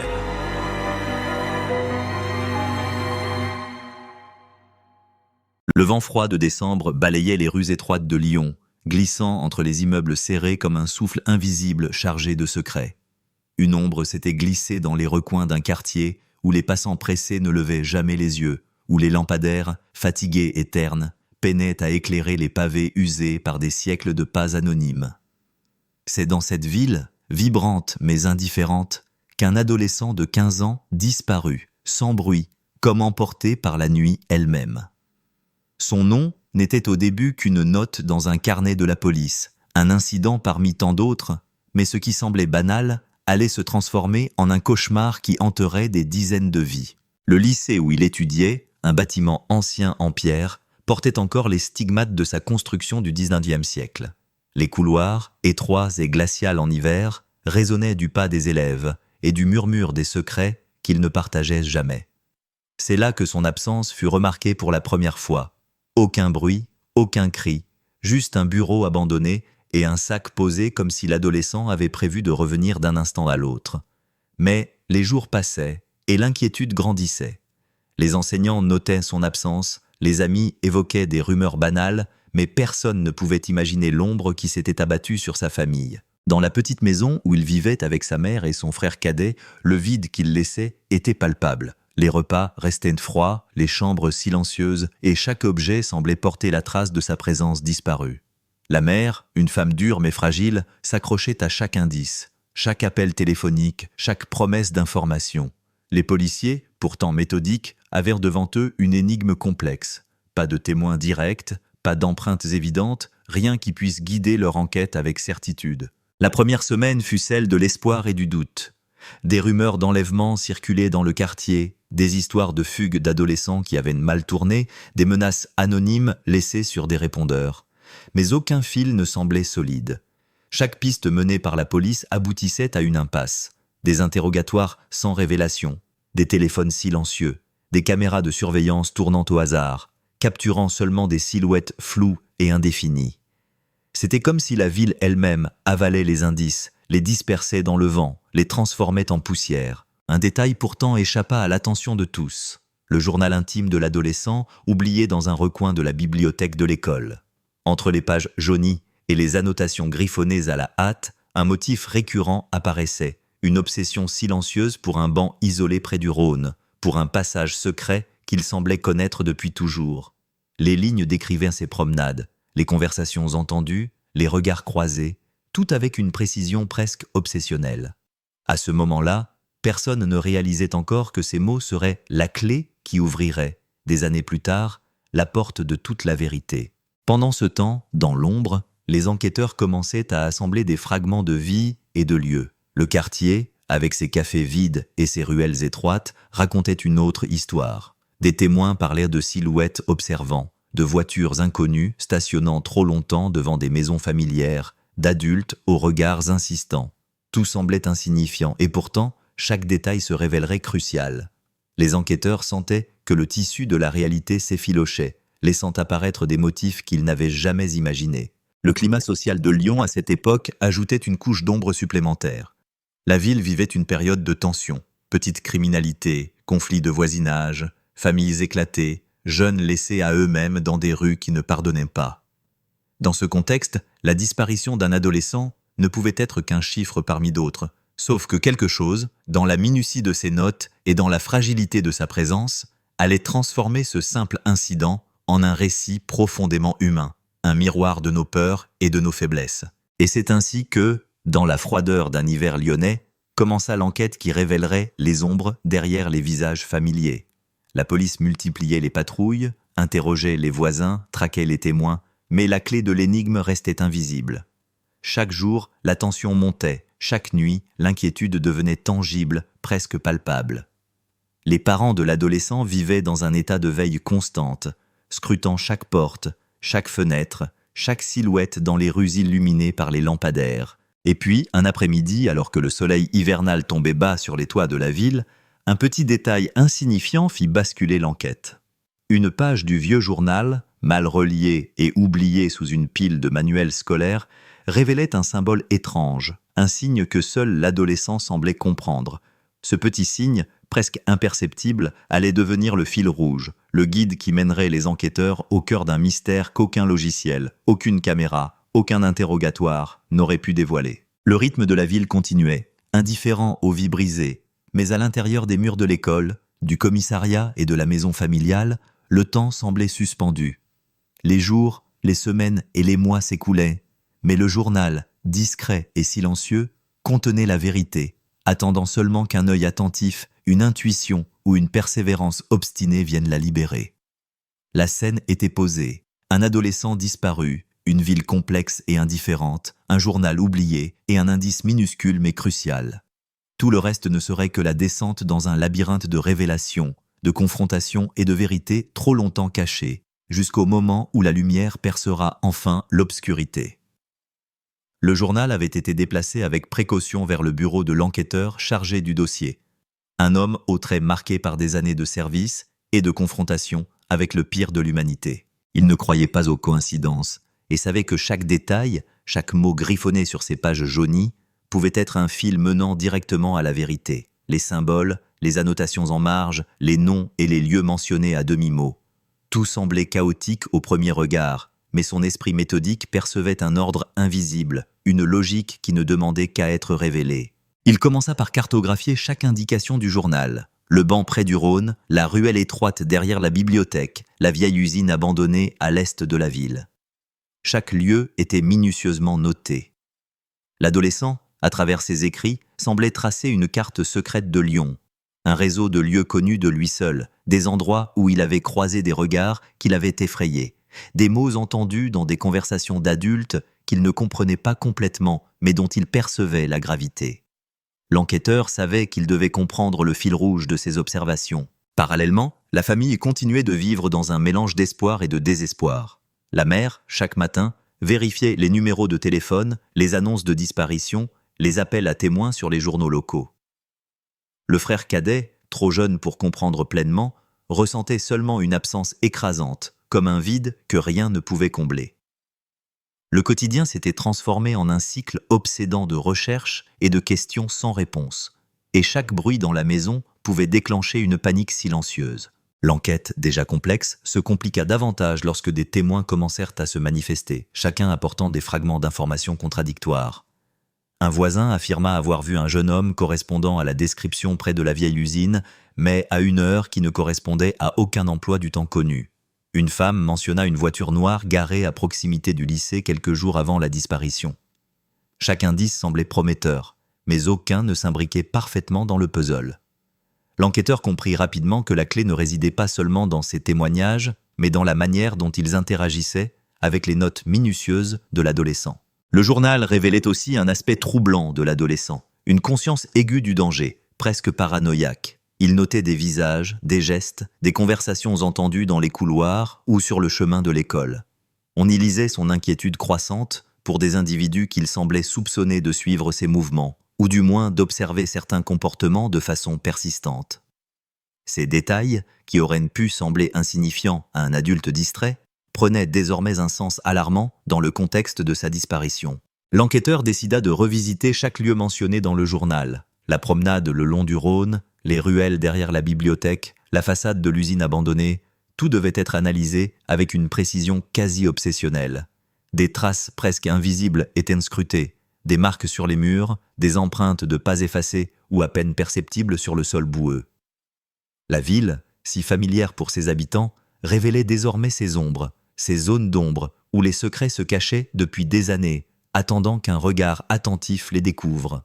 Une révélation inattendue survint lorsqu'un ancien professeur, rappelé par le journal, fut interrogé. Il se souvenait de discussions bizarres, de l'attention particulière de l'adolescent pour certaines notes et certains objets de la bibliothèque, mais avait pensé, à l'époque, que ce n'étaient que les fantaisies d'un esprit curieux. À présent, ces observations, considérées comme anodines, prenaient une importance capitale. Le jeune garçon avait en fait consigné quelque chose que personne n'avait voulu voir. Le journal, jusque-là ignoré, devenait un outil de révélation, un fil qui reliait des événements apparemment disjoints en une séquence cohérente. Chaque nuit, les enquêteurs travaillaient sur les cartes, les horaires, les observations, mais la tension augmentait avec chaque moment qui passait sans résultat tangible. Les habitants du quartier, eux, ressentaient un mélange de curiosité et de peur. La ville semblait soudain plus dangereuse, plus incertaine. Les rues, les ponts et les escaliers prenaient une dimension presque théâtrale, comme si chaque lieu pouvait cacher une vérité que personne n'était prêt à affronter. Pendant ce temps, le journal révélait un dernier indice crucial. Un rendez-vous manqué, noté à la hâte, un lieu précis et un horaire précis. L'adolescent avait laissé un message crypté, utilisant des mots anodins, mais dont la combinaison signifiait quelque chose de profond et d'urgent. L'enquêteur, après des heures de réflexion, comprit que ce détail pourrait briser le mur de silence derrière lequel la vérité s'était cachée. Le temps pressait et l'ombre de la disparition planait toujours sur Lyon, mais une lueur fragile d'espoir apparaissait à travers les pages jaunies et les mots griffonnés à la hâte. L'expérience des enquêteurs les poussait à repenser chaque théorie, chaque hypothèse. La logique froide de la police devait désormais dialoguer avec l'intuition et l'attention méticuleuse portée à un adolescent disparu. Les indices accumulés formaient un réseau complexe mais cohérent, une toile d'araignée où chaque fil pouvait révéler la cachette d'un secret, la localisation d'une absence ou l'identité d'un témoin inconnu jusqu'alors. À mesure que les jours s'écoulaient, le puzzle se précisait, mais l'urgence restait palpable. La ville continuait à vivre normalement, mais dans l'ombre des bureaux de police et des bibliothèques silencieuses, le drame prenait une dimension presque mythique. La disparition d'un adolescent se transformait en une enquête monumentale sur la vulnérabilité, la perspicacité et la ténacité humaine, et sur la capacité d'un jeune garçon à laisser derrière lui une trace qui, des années plus tard, guiderait vers la vérité. Les semaines passaient, mais chaque nouveau jour semblait plus lourd que le précédent. Lyon, avec ses façades ocre et ses ruelles pavées, gardait ses secrets derrière des rideaux fermés et des portes verrouillées. Pourtant, pour les enquêteurs, chaque détail, chaque murmure, chaque regard croisé devenait une pièce essentielle du puzzle. Le journal de l'adolescent n'était plus un simple carnet. Il était un miroir de sa vie intérieure, un témoin silencieux de la peur, de la curiosité et de l'intuition d'un jeune esprit confronté à quelque chose de plus grand que lui. Une révélation inattendue surgit lorsque l'enquêteur principal décida de retracer les derniers contacts connus de l'adolescent. Des appels téléphoniques, de courts messages, des emails effacés. Tout prenait une nouvelle signification lorsqu'il était replacé sur la carte mentale tracée à partir du journal. Des intersections autrefois anodines devenaient des points de rencontre potentiels. Des visages aperçus dans les cafés ou sur le chemin de l'école prenaient une dimension inquiétante, comme si certains habitants avaient été témoins de quelque chose qu'ils n'avaient jamais osé révéler. Le quartier autour de la bibliothèque se transforma en un lieu d'observation quasi militaire pour l'équipe d'enquêteurs. Chaque passage, chaque porte entr'ouverte, chaque fenêtre laissait entrevoir la possibilité d'un indice caché. La vieille usine à l'est de la ville, mentionnée à plusieurs reprises dans le journal, devint le centre d'une attention obsessionnelle. À l'intérieur, la poussière recouvrait les machines silencieuses, les murs étaient couverts de graffitis effacés à moitié, et l'air lui-même semblait chargé de secrets accumulés au fil des années. L'adolescent y avait laissé des traces imperceptibles pour un œil non averti, des marques de pas dans la poussière, des papiers pliés jetés dans un coin, et des objets apparemment banals, mais porteurs d'informations cruciales. La psyché des enquêteurs fut mise à l'épreuve. La tension permanente, la répétition des interrogatoires et la lecture obsessionnelle du journal commençaient à peser lourdement. Les rêves étaient hantés par des images fragmentées. Le visage de l'adolescent, un banc vide, une ruelle sombre, un regard fuyant derrière un rideau. Chaque nuit, la frontière entre le réel et l'imaginaire semblait s'effriter, et l'enquête prenait la dimension d'un labyrinthe psychologique où chaque tournant pouvait révéler la vérité, ou un mensonge habilement dissimulé. Des témoins supplémentaires se présentèrent, certains avec hésitation, d'autres avec l'urgence de se libérer d'un poids longtemps gardé. Une bibliothécaire mentionna avoir vu l'adolescent discuter avec un homme étrange, vêtu d'un manteau sombre qui semblait s'intéresser de près à ses mouvements. Une voisine se rappela avoir aperçu une silhouette masculine attendant près de l'entrée du lycée à l'heure où il disparaissait habituellement. Ces détails, isolés, auraient pu paraître banals, mais combinés aux notes méticuleuses du journal, ils formaient désormais une trame inquiétante et cohérente. Chaque lieu de la ville révélait ses propres ombres. Le Rhône, dont les eaux froides reflétaient les lumières de la ville la nuit, devint un lieu central de l'enquête. L'adolescent y avait noté ses promenades, ses observations et parfois sa crainte. Les enquêteurs comprirent que les berges du fleuve, avec leurs recoins et escaliers cachés, avaient été des points d'observation ou des refuges pour lui. Des caméras de surveillance installées sur les quais, qui semblaient inutiles au premier abord, furent analysées image par image, permettant de détecter des silhouettes qui se mouvaient avec prudence, presque en évitant la visibilité. La famille, désormais plongée dans un état de veille permanent, collaborait étroitement avec les forces de l'ordre. La mère, en particulier, se montrait à la fois vulnérable et implacable. Chaque téléphone, chaque message, chaque courrier était examiné avec une intensité quasi obsessionnelle. La peur de l'inconnu, de la vérité cachée derrière le silence de Lyon, pesait sur elle comme une chape de plomb. Son fils cadet, trop jeune pour comprendre, observait cette tension avec confusion, ressentant néanmoins la gravité de l'absence et la fragilité de la vie quotidienne désormais transformée en quête incessante de réponses. Les enquêteurs décidèrent de procéder à une série de fouilles méthodiques, en utilisant les indications cryptées du journal comme guide. Chaque ruelle, chaque cour, chaque coin de la ville fut scruté avec une précision presque chirurgicale. La ville, d'ordinaire familière, se transforma en un terrain d'investigation complexe, où l'ombre de chaque passant devenait une possibilité, et chaque bruit un indice potentiel. Les heures passées à analyser le moindre détail, à recouper les témoignages, à relier les points entre eux, créaient une tension presque insoutenable, et chaque découverte, même minime, pouvait modifier le cours de l'enquête. Le journal, cependant, restait la pièce maîtresse. Ces pages contenaient des indices que personne n'aurait cru significatifs, des dessins schématiques d'escaliers, des annotations sur des bancs précis, des noms codés qui ne devenaient compréhensibles qu'en combinant plusieurs passages. La clé, comprirent les enquêteurs, résidait dans la capacité à déchiffrer ces codes et à comprendre la logique interne de l'adolescent, sa manière de percevoir le monde et de se protéger d'un danger qu'il pressentait sans pouvoir le nommer. Un tournant se produisit lorsqu'un des enquêteurs, en relisant le journal à voix haute, remarqua un motif récurrent. Certaines lettres et certains symboles étaient soulignés ou encerclés, souvent à la fin des phrases. Cela formait un schéma subtil mais systématique, presque un langage secret. L'adolescent, dans sa peur et sa précaution, avait laissé un guide clair mais codé, un fil d'Ariane à suivre pour quiconque aurait la patience et la perspicacité de le comprendre. La tension monta d'un cran lorsque des témoins affirmèrent avoir entendu des cris étouffés, des sons que personne n'avait pris au sérieux à l'époque, mais qui, replacés dans le contexte de la disparition et des indications du journal, prenaient une dimension sinistre et révélatrice. La ville de Lyon, si vivante et animée, révélait désormais ces zones d'ombre, des lieux où la vérité avait été soigneusement dissimulée, attendant que quelqu'un, un jour, vienne la découvrir. Les nuits devinrent un théâtre de réflexion et de spéculation pour les enquêteurs. Chacun tentait de reconstruire mentalement les mouvements de l'adolescent, de comprendre ses interactions, de prévoir ses intentions, comme s'ils entraient dans l'esprit de ce jeune disparu pour y déceler le chemin vers la vérité. L'obsession pour les détails, l'intuition et la patience se transformaient en une arme contre le mystère qui semblait vouloir persister, défier toute tentative de résolution. Et c'est ainsi que, petit à petit, les pièces du puzzle commencèrent à s'emboîter. Le journal, les témoins, les lieux, les indices visuels et sonores. Tout convergea vers un réseau de révélations silencieuses, un maillage complexe qui transformait l'absence de l'adolescent en un récit de tensions extrêmes, de secrets et de découvertes.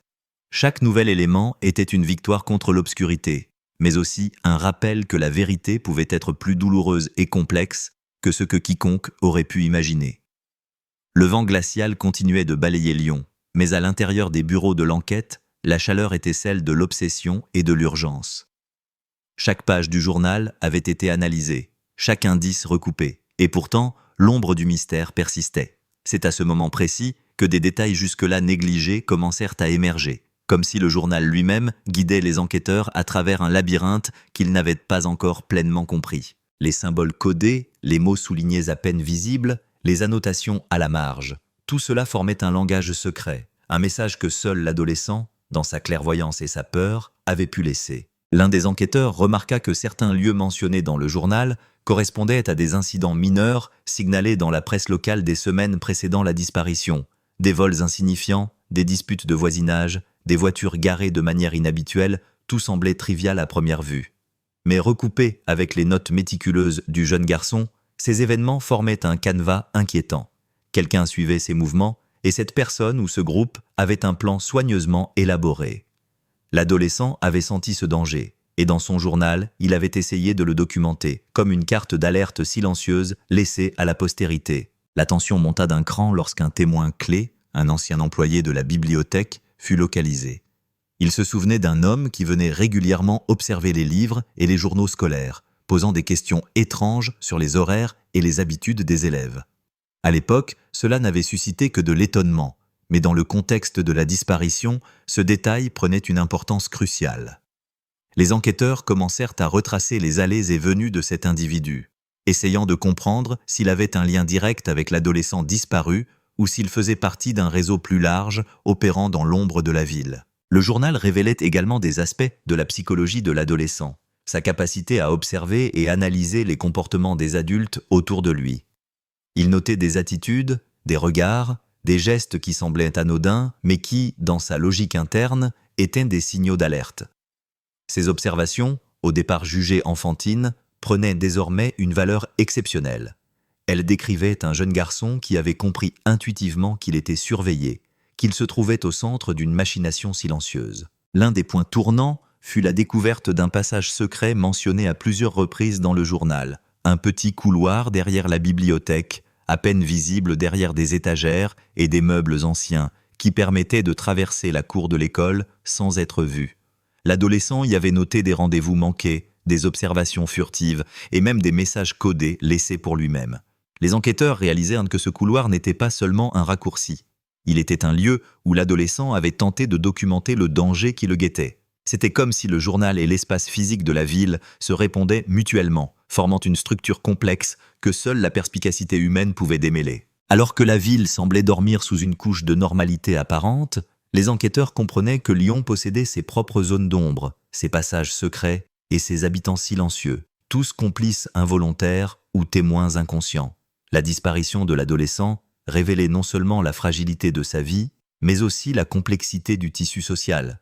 Des secrets bien gardés, des regards qui se croisent sans jamais se rencontrer, et des indices que seul un esprit attentif pouvait relier. La mère, désormais épuisée mais implacable, participait activement à la reconstruction du puzzle. Chaque objet, chaque lettre, chaque photo, même la plus insignifiante, était analysée. Son intuition maternelle, combinée à l'expertise des enquêteurs, permit de découvrir que certaines observations du journal faisaient référence à des zones précises de la ville où des activités suspectes avaient été signalées. Des rencontres avec des inconnus, des véhicules stationnés à des heures inhabituelles, des comportements étranges dans les parcs et les rues. Tout était mis en perspective grâce à l'œil attentif et méthodique de ceux qui cherchaient la vérité. C'est alors qu'un autre détail crucial fut découvert. Une séquence de pages du journal, apparemment anodine, décrivait une série de marches et de détours que l'adolescent avait pris quotidiennement. Mais en replaçant ses chemins sur une carte de la ville, les enquêteurs remarquèrent un motif presque géométrique, un tracé qui semblait mener vers un lieu central, un point précis où toutes les observations convergeaient. C'était une révélation stupéfiante. L'adolescent, sans le savoir, avait laissé une carte de sa propre disparition. La tension psychologique atteignait désormais un niveau extrême. Les enquêteurs sentaient que chaque minute perdue pouvait effacer des preuves ou brouiller des indices essentiels.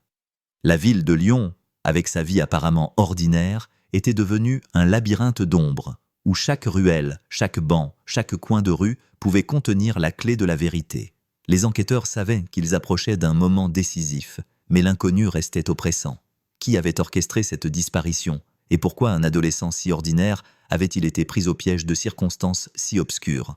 Une nuit, alors que la pluie tombait doucement sur les pavés et que le Rhône reflétait des lueurs vacillantes, les enquêteurs décidèrent de suivre le schéma tracé dans le journal jusqu'à son point de convergence. Chaque pas était mesuré, chaque son amplifié par le silence oppressant de la ville endormie. Et c'est dans cette atmosphère, entre anticipation et peur, qu'ils comprirent que le journal n'était pas seulement un document. Il était le témoin silencieux de l'intelligence, de la clairvoyance et de la prudence d'un adolescent qui, même dans l'ombre du danger, avait su laisser derrière lui un chemin vers la vérité. Le matin se leva sur Lyon avec une lumière blafarde, filtrée par les nuages épais d'un hiver persistant. Pourtant, dans les bureaux de l'enquête, la lumière n'avait rien de naturel. Elle provenait des lampes fluorescentes, projetant des ombres tremblantes sur les murs couverts de cartes, de notes et de photographies. Le schéma dessiné à partir du journal de l'adolescent était désormais complet. Chaque lieu, chaque observation, chaque symbole codé avait trouvé sa place.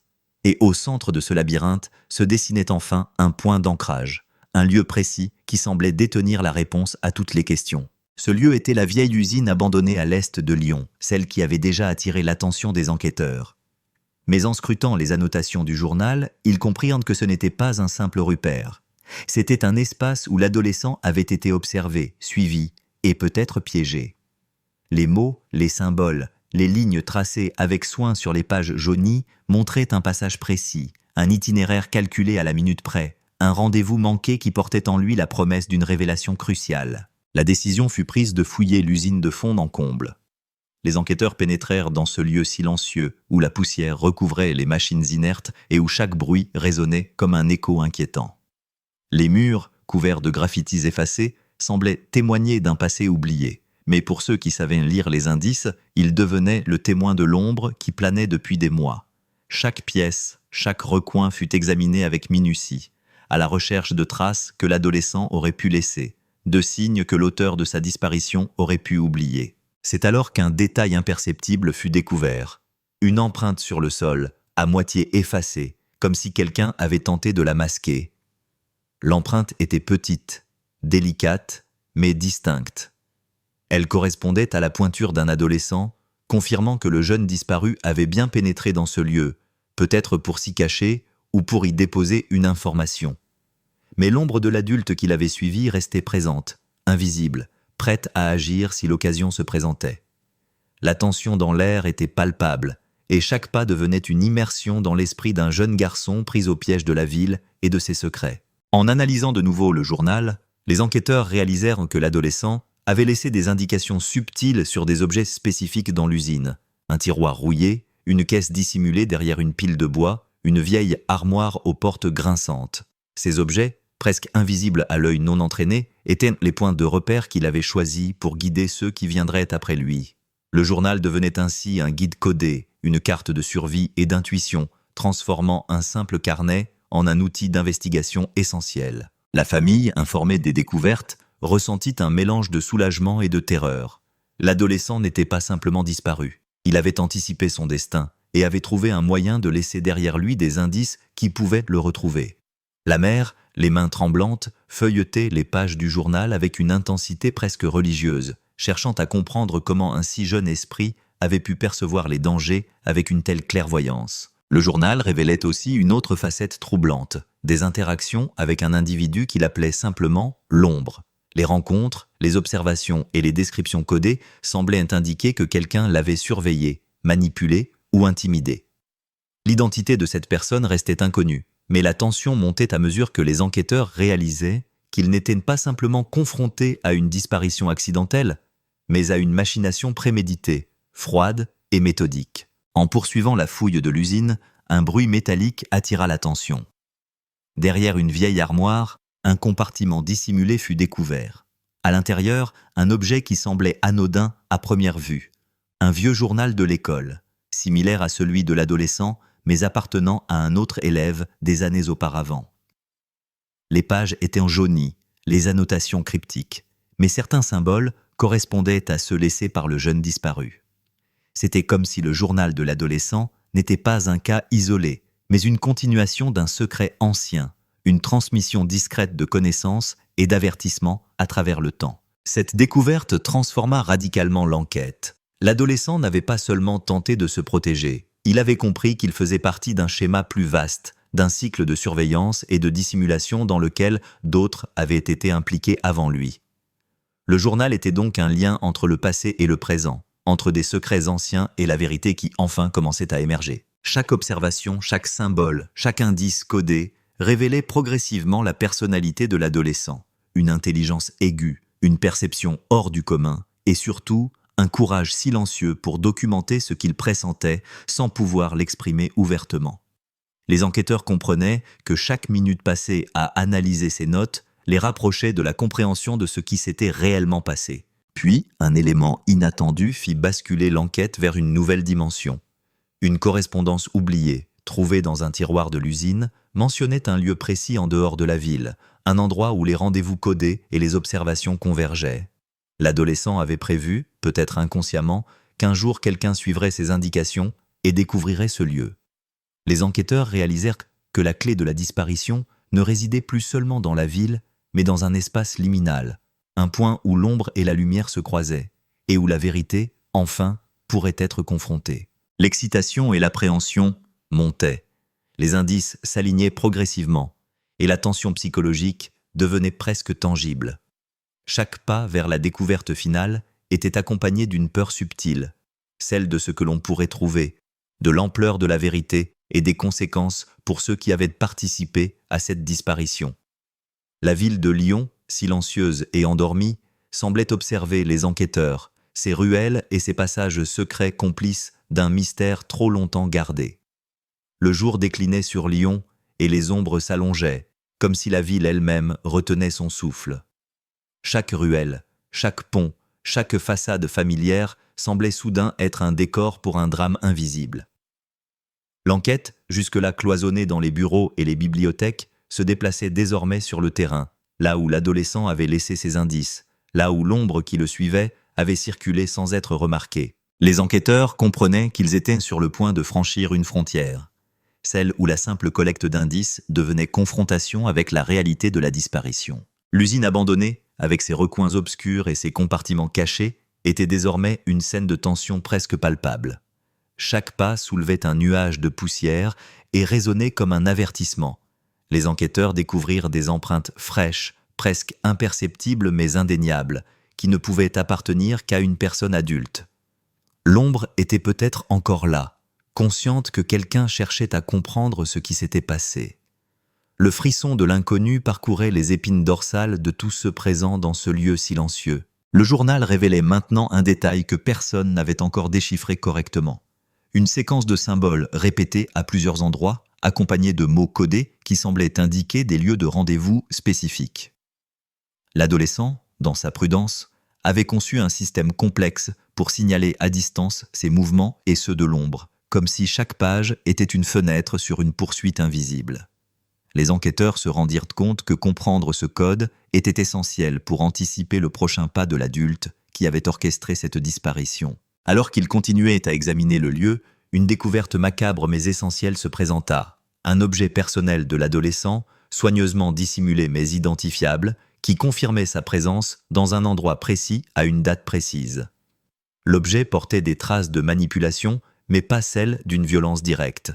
C'était un message silencieux, un appel à être retrouvé, une preuve que l'adolescent avait tenté de guider ceux qui le cherchaient, malgré la peur et l'angoisse qui l'avaient accompagné. La psyché des enquêteurs commençait à ressentir le poids de l'angoisse et de la proximité du danger. L'ombre n'était pas un concept abstrait, elle représentait la menace constante, le lien entre la disparition et la réalité d'un prédateur méthodique. Les nuits sans sommeil, les heures passées à recouper les indices et à analyser les annotations du journal avaient préparé les enquêteurs à ce moment. La confrontation imminente avec la logique froide et calculatrice d'un adulte, prêt à tout pour rester invisible. La carte mentale du journal commença à révéler un schéma presque géométrique. Certains lieux avaient été choisis avec précision pour permettre à l'adolescent de se déplacer et observer sans être vu, pour documenter ses peurs et laisser des indices. Les enquêteurs réalisèrent que l'adolescent avait anticipé les mouvements de l'ombre avec une perspicacité étonnante. Chaque symbole codé, chaque annotation, chaque détour était un témoignage de son intelligence et de son instinct de survie, une manière de résister à l'invisible qui le traquait. Un témoin crucial fut localisé grâce aux indices du journal, un voisin discret qui avait observé l'adolescent et l'homme mystérieux depuis sa fenêtre. Ces souvenirs, vagues au premier abord, prirent une dimension terrifiante une fois recoupés avec le journal. Il décrivit des conversations à voix basse, des gestes menaçants, des véhicules inconnus. Ces détails semblaient insignifiants à l'époque, mais à présent, ils fournissaient une cartographie du danger, un réseau invisible où l'adolescent et l'ombre avaient évolué, se croisant et se défiant dans une danse silencieuse et dangereuse. Les enquêteurs comprirent que le prochain mouvement devait être précis et méthodique.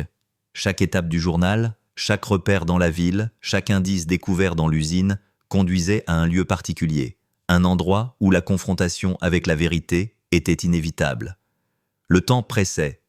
L'ombre n'était pas simplement une mémoire ou une trace, mais un acteur actif, capable de modifier le cours de l'enquête et de disparaître à nouveau. Alors que la nuit tombait, l'équipe se dirigea vers le dernier point indiqué par le journal, un lieu en périphérie de Lyon, isolé et presque invisible. Le cœur battant, chacun ressentait l'intensité du moment. Ce n'était plus seulement une enquête, mais une immersion dans la psyché d'un adolescent et la logique d'un prédateur.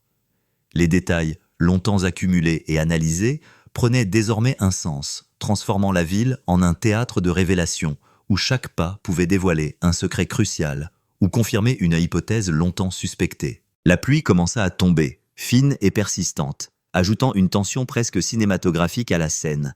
Les enquêteurs avancèrent avec prudence, conscients que l'ombre pouvait être présente et que chaque bruit, chaque reflet, chaque ombre sur le sol pouvait être la manifestation d'une menace invisible. Le journal, fidèle guide, fournissait une séquence claire à suivre et chaque pas rapprochait un peu plus de la confrontation avec la réalité. Et puis, enfin, un indice tangible apparut. Des traces de pas récentes menant vers un petit bâtiment isolé, abandonné mais intact. À l'intérieur, l'air était lourd, chargé d'une tension presque palpable. Les enquêteurs sentirent que ce lieu avait été le théâtre de rencontres furtives, d'observations, et peut-être d'un affrontement silencieux entre l'adolescent et l'ombre. Tout convergeait ici, le journal, les témoignages, les indices physiques, et surtout la certitude que la vérité allait bientôt émerger dans toute sa complexité et son intensité. L'air à l'intérieur du petit bâtiment isolé était presque irrespirable. Une odeur de poussière, de bois humide et de métal froid emplissait l'espace, tandis que les faisceaux des lampes torches balayaient chaque recoin. Les enquêteurs savaient que ce moment était crucial. Le journal les avait conduits ici, chaque symbole, chaque annotation codée les avait préparés à cette confrontation ultime. L'ombre, qui jusque-là n'avait été qu'une présence insaisissable, devenait désormais tangible, réelle, et l'intensité de l'instant se transformait en une tension presque palpable. Chaque pas résonnait sur le sol de béton comme un battement de cœur synchronisé avec l'angoisse qui étreignait l'équipe. Des papiers jonchèrent le sol, témoins silencieux d'une activité récente. Des objets familiers, reconnaissables dans le journal de l'adolescent, confirmaient qu'il avait été là et que l'adulte qui l'avait traqué était passé non loin de ces lieux. Les enquêteurs avançaient avec prudence, conscients que l'ombre pourrait surgir à tout instant et que chaque mouvement devait être calculé avec précision. Puis, dans un coin à peine éclairé, un détail attira l'attention. Une porte dissimulée derrière un rideau de toile sale. Elle semblait plus récente que le reste du bâtiment, comme si quelqu'un avait voulu la camoufler mais n'avait pas anticipé l'examen minutieux des enquêteurs. Le journal de l'adolescent mentionnait ce type de cachette, un endroit où l'observation et la documentation pouvaient se faire en toute sécurité, mais également un lieu où l'on pouvait dissimuler des objets essentiels. L'équipe s'approcha avec une combinaison de prudence et de détermination. L'ouverture de la porte révéla un espace réduit, presque étouffant, avec des murs couverts de notes, de croquis et de symboles.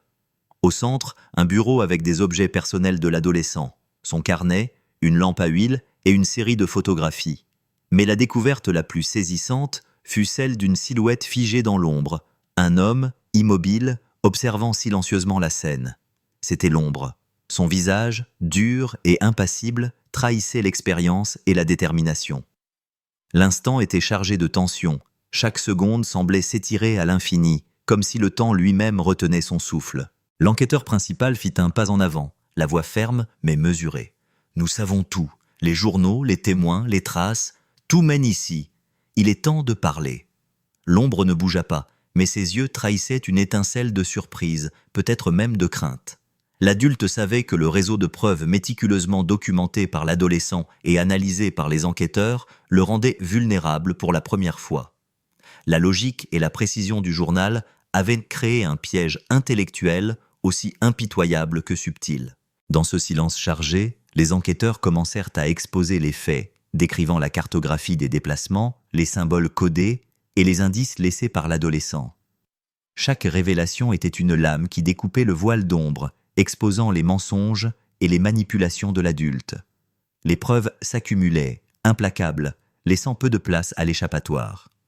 L'ombre, confrontée à la cohérence et à la précision de l'enquête, commença à vaciller, cherchant désespérément une issue, mais réalisant que chaque geste, chaque mot avait été anticipé et documenté. Puis vint le moment clé. L'un des enquêteurs sortit le journal original de l'adolescent et pointa les passages codés qui correspondaient exactement à la disposition du bâtiment.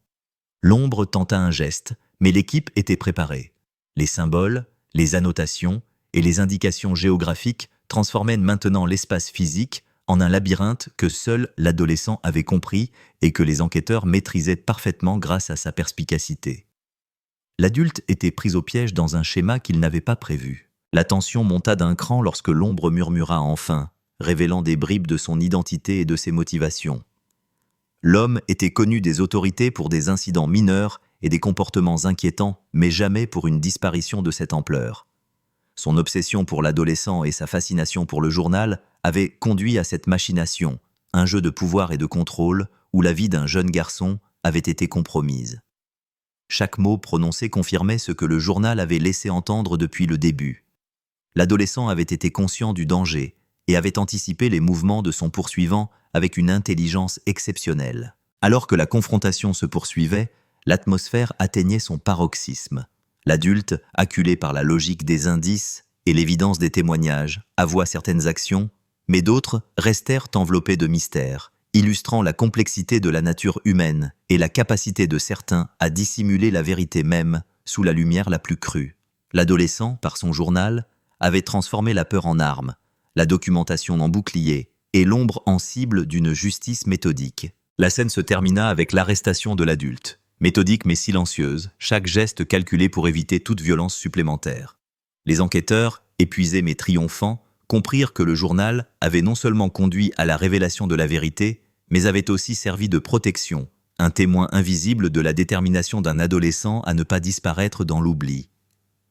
La ville de Lyon, ses rues et ses bâtiments avaient été le théâtre de ce duel silencieux entre l'ombre et la lumière, et le journal, humble et discret, avait été l'arme décisive. Dans le calme qui suivit, la mère de l'adolescent put enfin pénétrer dans le bâtiment. La reconnaissance, la peur et l'incrédulité se mêlèrent sur son visage. Elle saisit le journal, le feuilleta doucement et comprit l'ampleur de la force mentale de son fils. Chaque symbole, chaque annotation, chaque détail était maintenant une preuve tangible de sa survie, de sa clairvoyance et de son courage. Lyon, silencieuse sous le ciel sombre, avait finalement livré une partie de ses secrets. Mais le poids de l'expérience et le frisson de l'ombre demeuraient gravés dans la mémoire de ceux qui avaient suivi la piste. La pluie s'était arrêtée, laissant place à un silence lourd, presque palpable, qui enveloppait le bâtiment isolé et les ruelles alentours. Chaque pas, chaque souffle des enquêteurs semblait résonner dans l'air immobile de la périphérie de Lyon. Le journal de l'adolescent, tenu précieusement par sa mère, servait de pont entre le passé et le présent. Un guide qui avait permis de dévoiler l'ombre et de confronter la réalité. Mais la tension ne s'était pas dissipée. Il restait à comprendre l'ampleur de la machination, le nombre de complicités, et surtout les raisons profondes de cette disparition. L'ombre, désormais sous contrôle, était interrogée avec une rigueur implacable. Chaque question, chaque réponse, chaque silence révélait des strates de vérité. Des rencontres planifiées, des observations minutieuses, des déplacements calculés pour ne laisser aucune trace. L'adolescent n'avait pas été victime de hasard. Il avait été pris dans un réseau de surveillance et de manipulation qui s'étendait sur des semaines, peut-être des mois. Les enquêteurs commencèrent à relier les événements passés aux indices révélés dans le journal, des interactions anodines avec des voisins, des objets déplacés dans la bibliothèque, des rendez-vous manqués signalés par des annotations codées.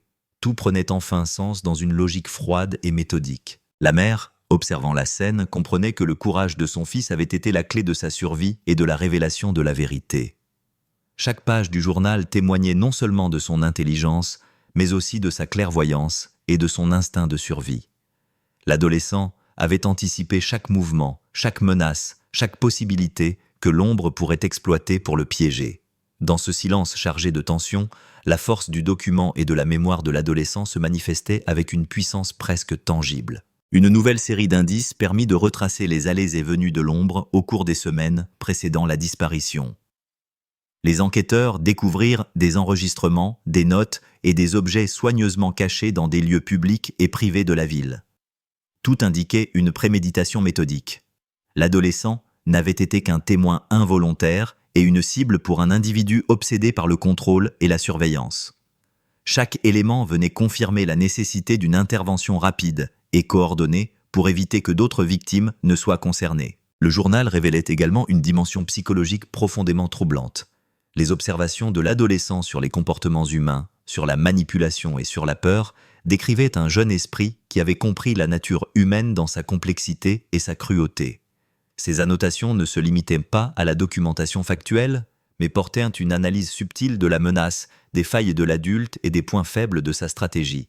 Chaque symbole codé, chaque mot souligné, chaque ligne tracée était une fenêtre sur la perception lucide d'un adolescent confronté à l'ombre de la violence. La confrontation finale avec l'ombre révéla la totalité de la machination.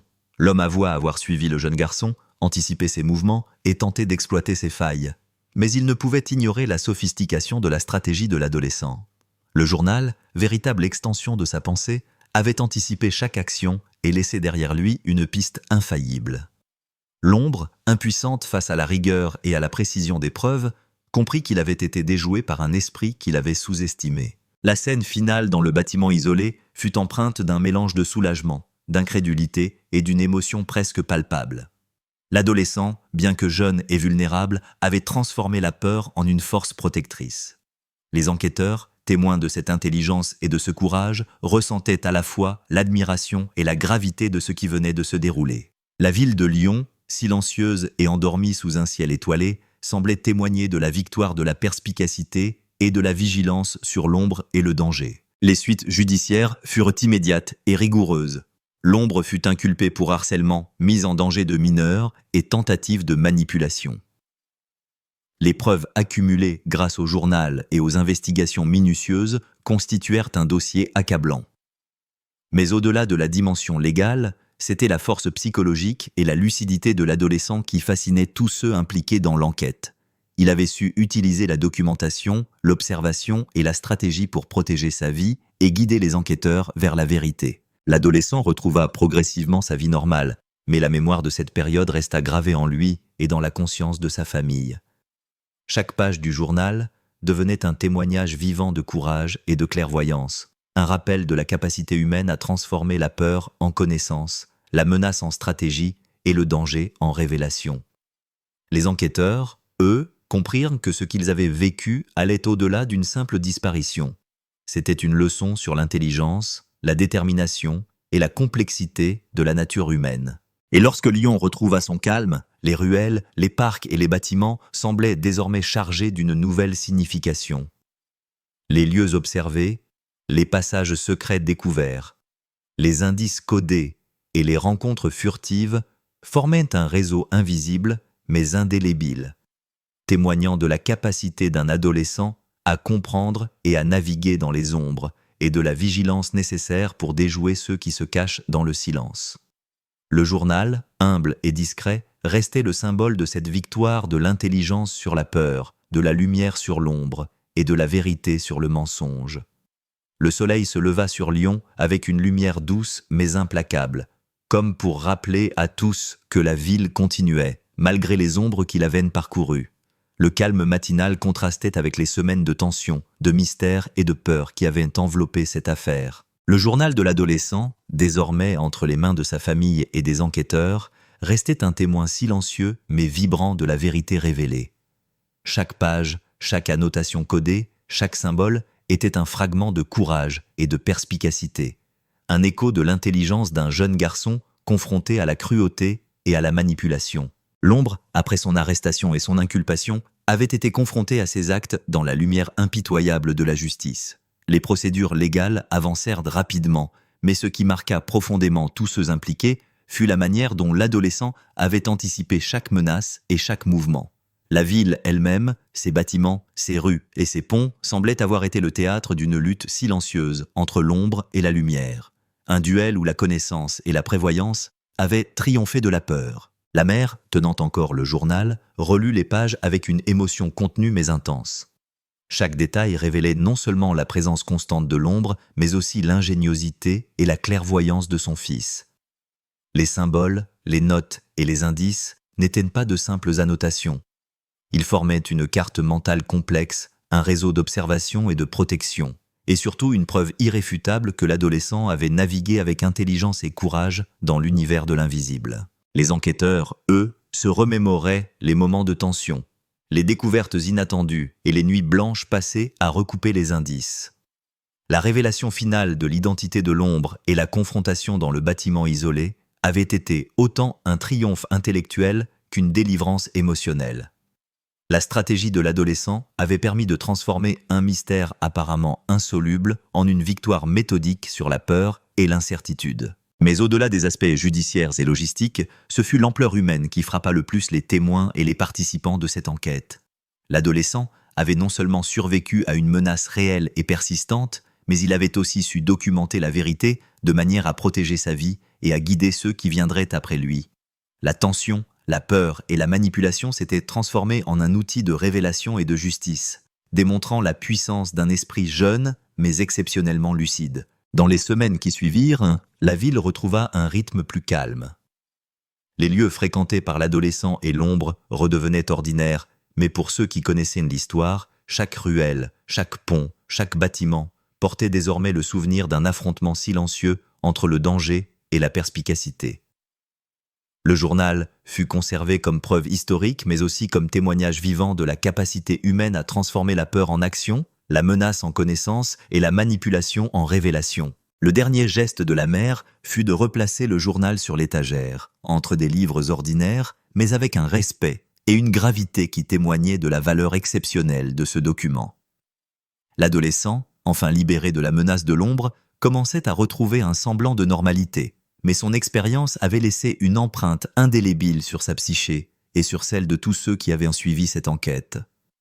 Lyon, silencieuse sous le ciel clair, portait désormais en elle le souvenir de cette lutte invisible et de la victoire de l'intelligence et du courage sur la manipulation et la peur. Et tandis que le soleil baignait la ville de sa lumière froide et rassurante, une conscience collective se forma. La vérité, même longtemps cachée, finit toujours par émerger. Les ombres reculent face à la perspicacité, les secrets se dévoilent sous la lumière du courage, et la justice, bien que lente et laborieuse, peut se frayer un chemin à travers le voile de l'incertitude. Le journal, humble témoin d'une bataille silencieuse, demeurait le symbole de cette victoire et de la force silencieuse de ceux qui osent observer, comprendre et agir malgré la peur. Dans cette dernière scène, Lyon respirait à nouveau, mais l'histoire demeurait gravée dans ses murs et dans les mémoires. Celle d'un adolescent qui avait su transformer l'ombre en lumière, la peur en connaissance et la disparition en révélation. Un rappel permanent que même dans les ténèbres les plus profondes, la vérité peut éclore, implacable, méthodique et inébranlable.